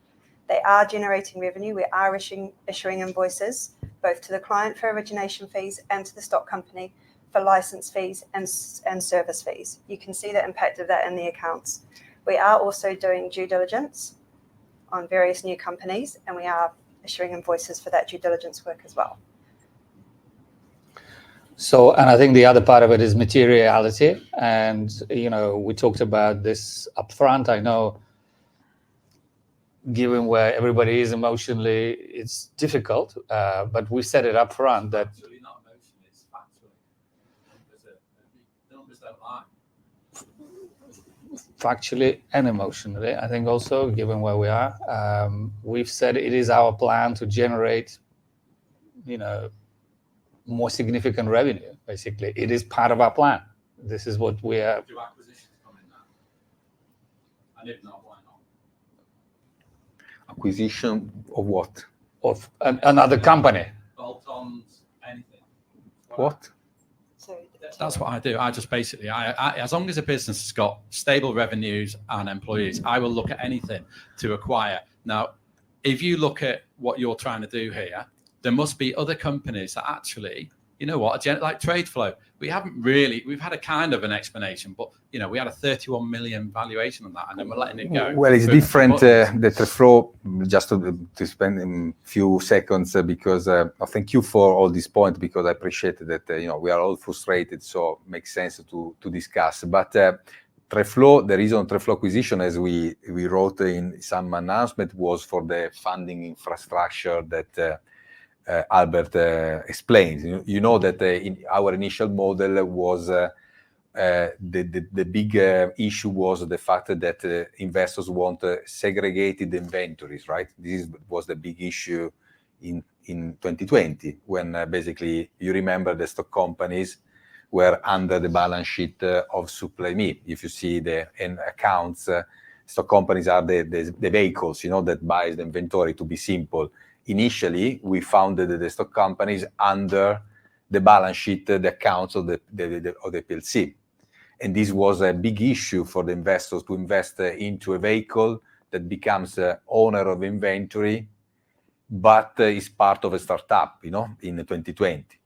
Then the decision to buy a segregated ring-fenced structure, the infrastructure that Albert was referring, it was the decision to buy Tradeflow, because Tradeflow is running a ring-fenced, let's say, funding business, asset management business, that by definition manage assets that are ring-fenced to servicer. This is the only reason, big reason to buy Tradeflow, in combination to the opportunity to create an end-to-end inventory monetization service, because there are the in-transit phase and then the warehouse phase, and we have recently also some pipeline, some clients that are in transit and they are looking for be monetized. So this is the reason of trade flow. The valuation we discussed, the company, I think that manage and use internal processes to get the right evaluation, to assess the independence of the assessor. So all you are referring to duties of a CEO or directors of listed companies. We follow all, let's say, policy and procedures, external advisory to manage the evaluation of trade flow, understand the evaluation, also in this, let's say, buyback from Tom and John. So this is what we can ensure. If you put in the shoes of the director want to follow, let's say, procedures and policies or take advice that support decisions, at the end of the day. So this is the point of acquisitions. To see other acquisitions, honestly, we don't see some other opportunities, in the market regarding our space. As I told earlier, if you see some other, let's say, competitors or potential, let's say, opportunities, we are always happy to hear everybody, as usual. Is the reason because I try to hear every shareholders that maybe bring some good idea. But for the moment, we are not seeing any situation, any opportunity. This is the reality. Personally, I don't see any opportunity. I think that's right. I think we're not really considering at the moment acquisitions as the short answer, because you can talk about vertical acquisitions, which trade flow was an example of, and it basically didn't quite work for the company, and we needed to untangle that and redo the infrastructure. And we haven't seen anything else vertical in our correct space that would make a difference to our business that we could not do ourselves. And I think horizontally, this is not my understanding. This is what our shareholders want us to do. It's just to buy some other random companies that have nothing to do with our core task of making this proposition a success. But maybe we are not getting the point, so we should consider. It's all about revenues, and at the end of the day, you haven't generated any significant revenue now for 4 years. And I know you've been working on the idea and the proposition for years before that. So, it's kind of like how long are you expecting us to hang on? How many more times can you go to market with dilution of shares, etc., getting loans in, and what you were saying about, the Italian taxman owing you money and in another entity, and that's what is holding the company back. It's like, it's not long. We've only got a few months left of revenue in the pot, and a few months left of expenses, in the pot. Somebody raised it earlier about the high salaries.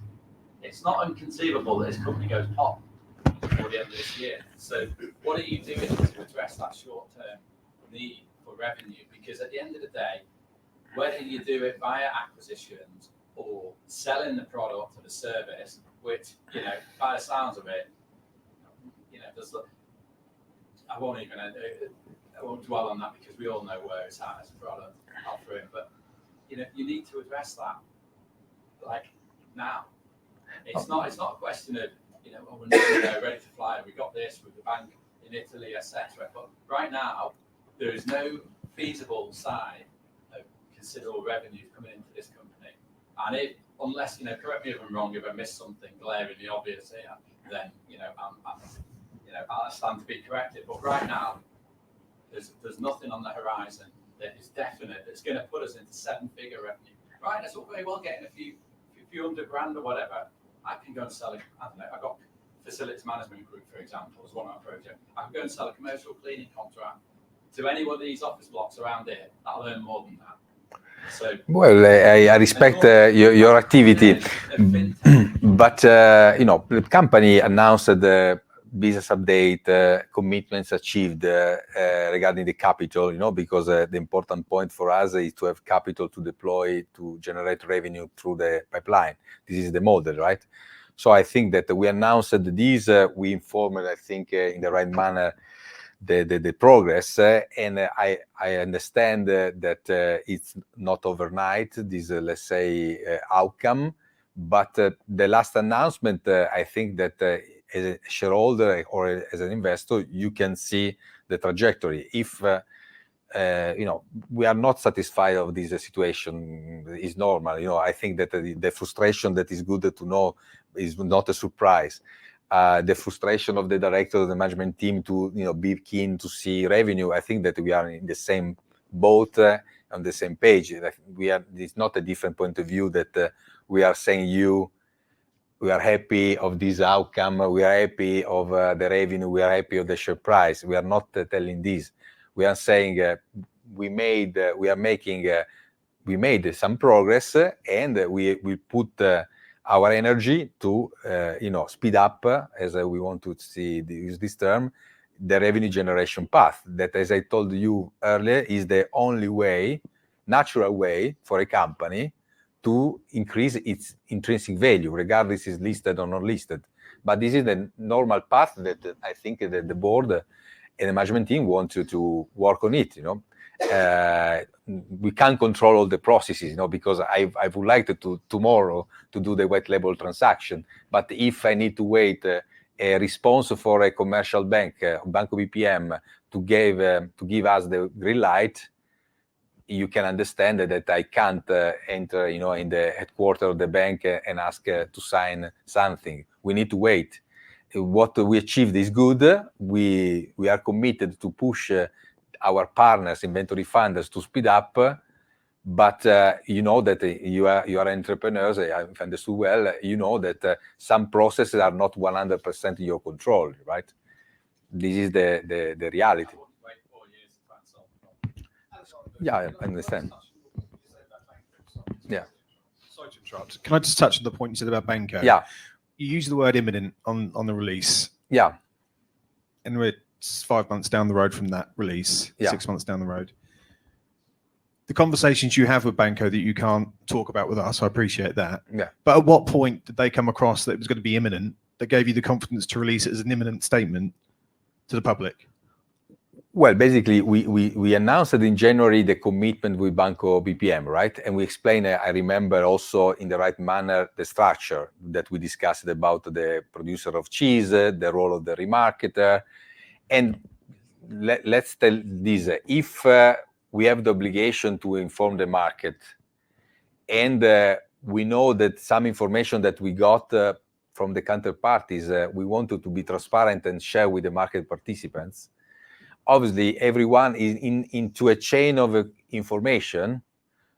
We have two options. Or we not inform the market because the directors think that are not material, some progress, but the result, what it is, that shareholders are asking updates, are asking to be informed, because radio silence, as usual, create other issues, in particular when the company is in some status. Or we tried to be, let's say, very informative and share the information that we had in the right manner. So, and again, into a chain of process, when someone provided some commitments and also provide some agreed timetable, and then we thought that is good, regarding Banco BPM or other cases, to share some, let's say, timetable, like end of March, that we wrote in the market. This was in agreement with Banco BPM. And I appreciate that, but there's also been other agreements that we've seen over the last 4 years that have not materialized. Yeah, no, but last 2 years, 3 years, I can tell you also in 2017, when we discussed to found Supplemi, and then we thought to found in 16, then happened in 17. So as usual, the time frame is not a simple exercise, to manage. But stay in the recent approach when Albert told after, let's say, the Albert joined, the style of the company, to inform the market, maybe into let's say, a new code of communication. I think that the company tried to be informative. If a partner told us we are fine to complete a transaction by end of March, I think that was good to inform also the market, because it's material information at the end of the day that is also under the market abuse rules. Maybe is something to think about, to disclose. Unfortunately, our role running a business that is innovative and happened in the past, and it will happen also in the future, that some schedules will not be respected. We have the obligation also to say sorry. times things are delayed, things are now managed differently. Unfortunately, it's the pros and cons to run a listed business, because if we were private, all this stuff would be managed differently, right? But we need obligation to inform the market if it's a positive news, if it's a negative news.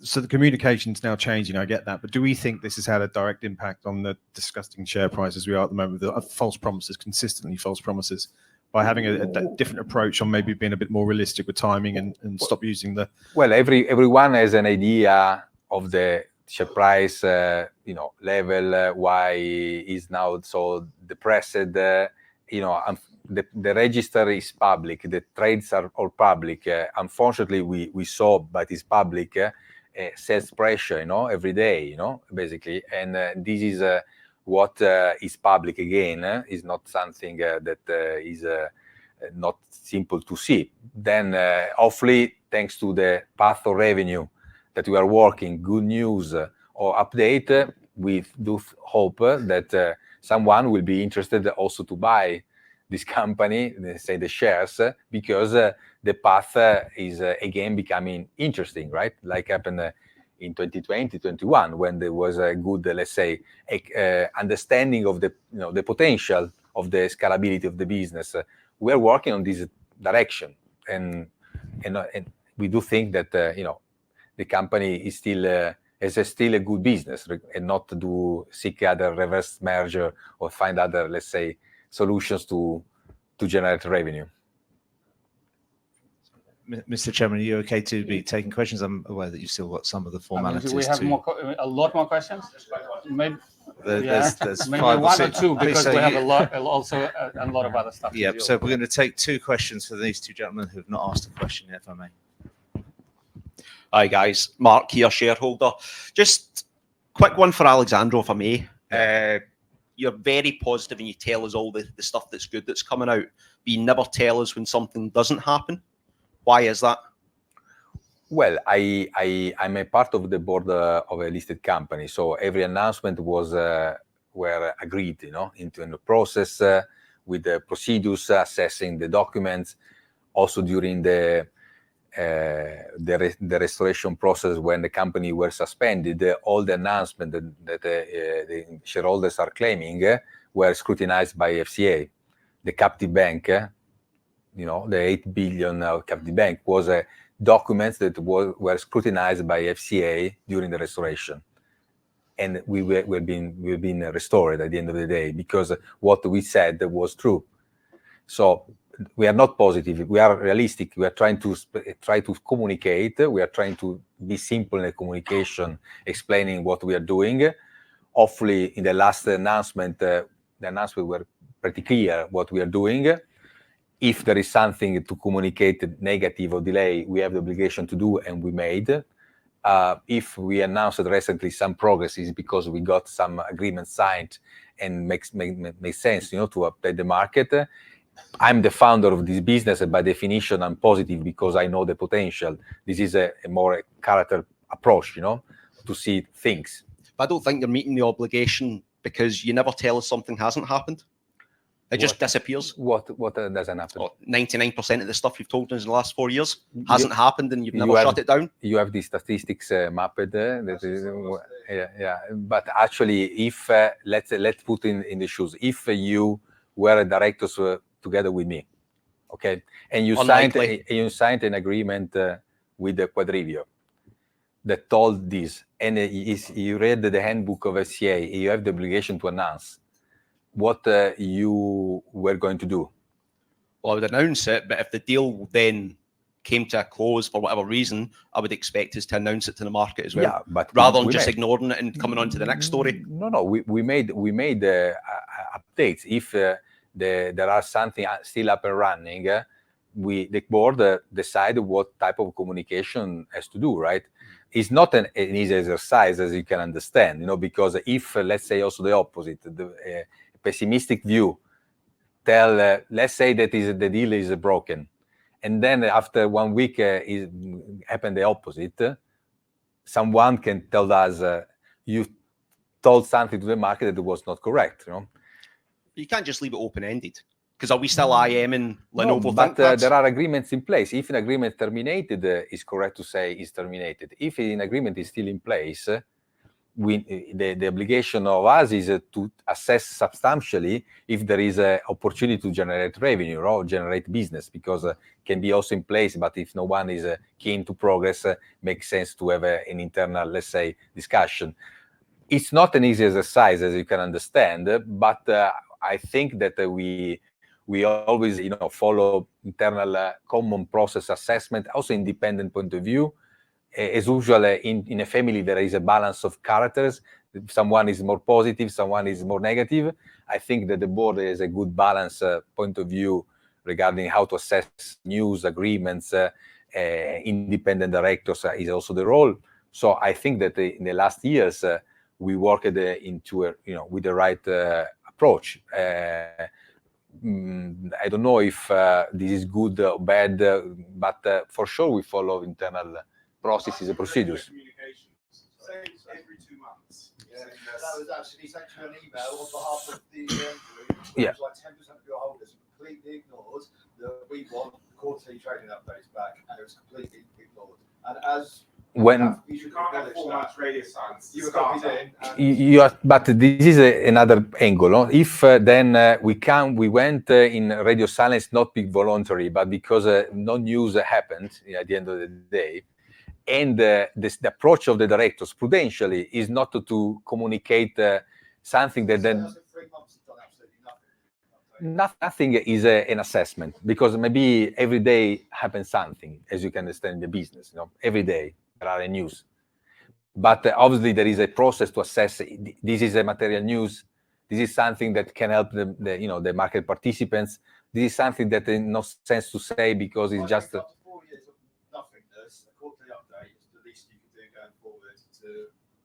Last 4 years, sorry.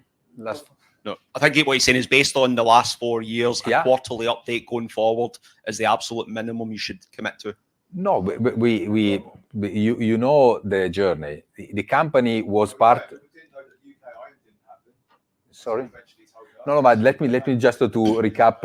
Is an interesting discussion. Let's to recap a bit the journey. When a company is listed, part of the rest takeover with a different name, Aber Group, not Supply Me. Obviously, they in the energy or the effort to communicate is different respect to a company that after 4 years, the inventory monetization model is, I think, clear.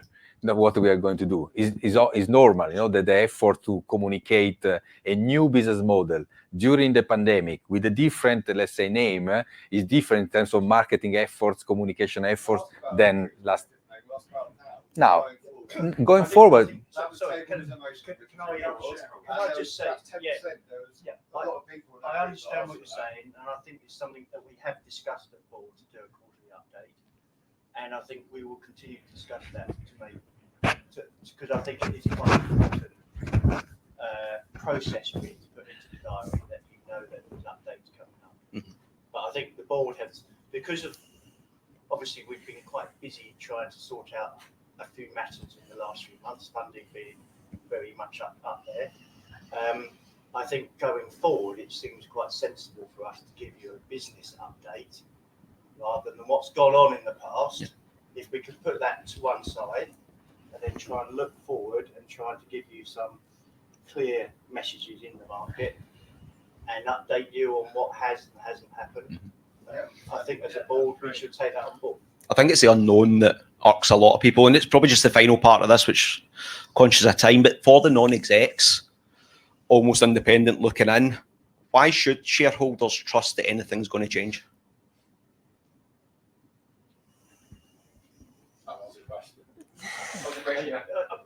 Well, I think hopefully by our responses today, and we take on board very seriously. We've got the whole board here, apart from one. So I think that shows you how seriously we are. So absolutely, we will debrief after this meeting. We'll look forward and try and put in place something that will help the communication, the PR, but it's balanced. as Albert and myself have come on board, we try to balance that a bit more. I'm not saying we're perfect all the time, but we're trying to be more balanced. And what I'm saying about, sorry, let me, I'm talking about R&S business updates, not PR. We'll take your comments on board. Yeah. I think people just wanted to whether it's good, bad, or ugly, and at the moment, Absolutely. Okay.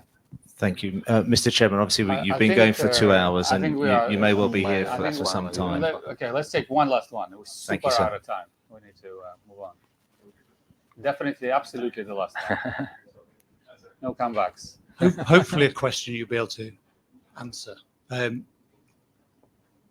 do believe the team are working really hard. I've had communications from members of the team at hours well outside working hours. And so personally, I do believe you're working really hard. I think we all believe it's a fantastic idea.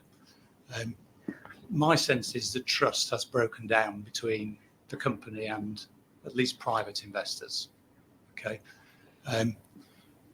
We feel we've been misled by R&S. We may have been, we may not have been. You know, it's easy to read things and see what you want to see in R&S. But I am aware that the disclosure committee has 3 people. And the 3 people are involved in TAG, SIME, RTOP, and actually the independent director was previously working for 8 Capital Partners. And the sense among shareholders is there's the big deal with Dominic White that needs to be resolved is at the core of this. Now, it may be, it may not be, but there's a perception. Please, can we put a truly independent director on the disclosure committee so that we actually have belief that the RNSs are being issued correctly? Because we do not, at the moment, quite frankly, believe the RNSs are being issued correctly. Okay. And that's possibly sounds unreasonable. And I've been in a startup of bigger scale than this, and I know how hard it is. But there isn't an independent director. With all respect to David, there isn't an independent director on the disclosure committee at this moment in time. Okay. Thank you, Martin, for this question. And if we could change that, it'd be great. So I just want to tell you that it is, to me, this is very unreasonable. What you said, you know, I mean, recognizing this is, you know, slightly rude thing to say, but it is completely unreasonable, and for the very simple reasons, right? So disclosure committee inside a company is just a technical tool that authorizes the release of information. So actually, the full board is fully involved in all of the RNSs of the company. Everything is fully discussed. You know, we have majority independent directors, in my opinion, as it is stated publicly, and they make those decisions. So, you know, we're completely happy to look at the optics of the disclosure committee. That's fine. We're happy to look at this. There's no problem at all. But I can just only assure you this is a complete and utter red herring, which I don't mean to direct personally at you, just to explain openly and transparently. Okay. Thank you. So this concludes our live Q&A session. Thank you for the opportunity to receive those questions. So I now propose that we move to the ordinary and special business set out in the notice of the AGM and put all the resolutions to be moved today to a vote by poll. I hereby demand a poll on behalf of myself as a chair in accordance with the Article 61 of the company's Articles of Association. Votes will be cast for the purpose of a poll, include votes cast by proxies. It is my intention as a holder of a number of proxies in respect of which no direction had been given to vote the shares represented by such proxies in favor of each of the resolutions. Votes by proxy, discretionary votes, and abstentions are shown on the screen. Hopefully. No, so I think sorry. Yeah, they're not shown on the screen. Yeah. Because we went with the Q&A first. If you carry on, Albert. Okay, fine. Resolutions 1 to 6 are proposed as ordinary resolutions and require a simple majority to be passed. Resolutions 7 to 8 are proposed as special resolutions, which require a majority of 75% to vote in favor of the resolution. So now I just recite the resolutions proposed to the meeting in turn. Resolution 1, the first resolution set out in the notice calling for this meeting to receive the annual report and accounts of the company for the financial year ended 31st December 2023, together with the director's report, the strategic report, and the auditor's reports on those accounts. Resolution number 2 is to approve the director's remuneration report for the financial year ended 31st December 2023. The third resolution is to appoint Crowe UK LLP as auditors of the company. The fourth resolution is to authorize the directors to determine the amount of auditors' remuneration. The fifth resolution is to appoint Mr. Enrico Camerinelli as a non-executive director of the company. The sixth resolution is to authorize the directors to allot shares or to grant rights to subscribe or to convert any security into shares in relation to any warrants, and B, provide a further general authority. In total, the authorities would permit the directors to allot and issue ordinary share capital of the company, or to grant rights to subscribe for or to convert any security into shares up to an aggregate amount of 20% of the total number of issued ordinary shares of the company as set out in the notice of the meeting, rather than the chairman's letter, importantly. The seventh resolution is to appoint the directors to disapply preemption rights in respect of authorities granted pursuant to resolution number 6. The eighth resolution is to authorize the company to call, other than an annual general meeting, a meeting of the company on not less than 14 days, clear days notice.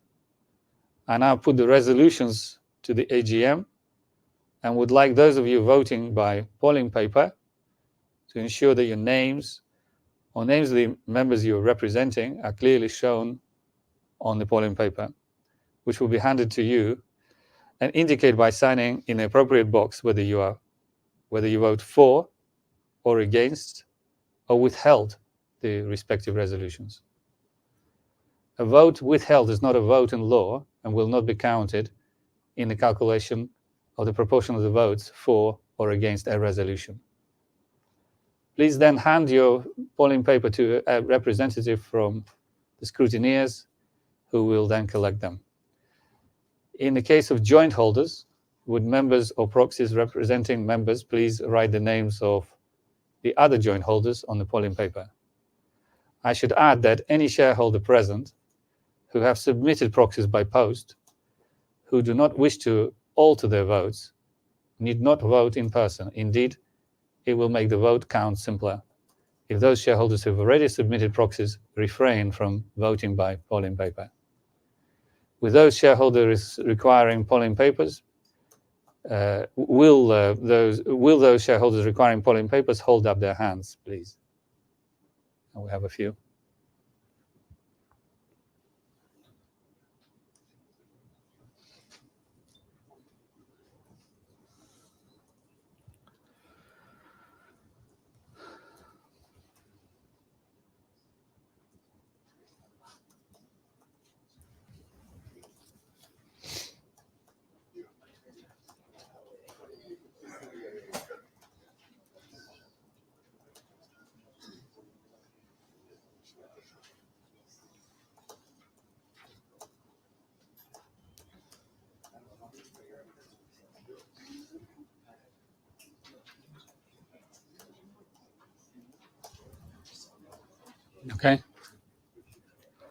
Okay, so this kind of concludes this poll process. The polling papers will now be processed, which will take some time to complete. The counting of the votes and the result of the poll will be published in the RNS as soon as practicable after the conclusion of this meeting.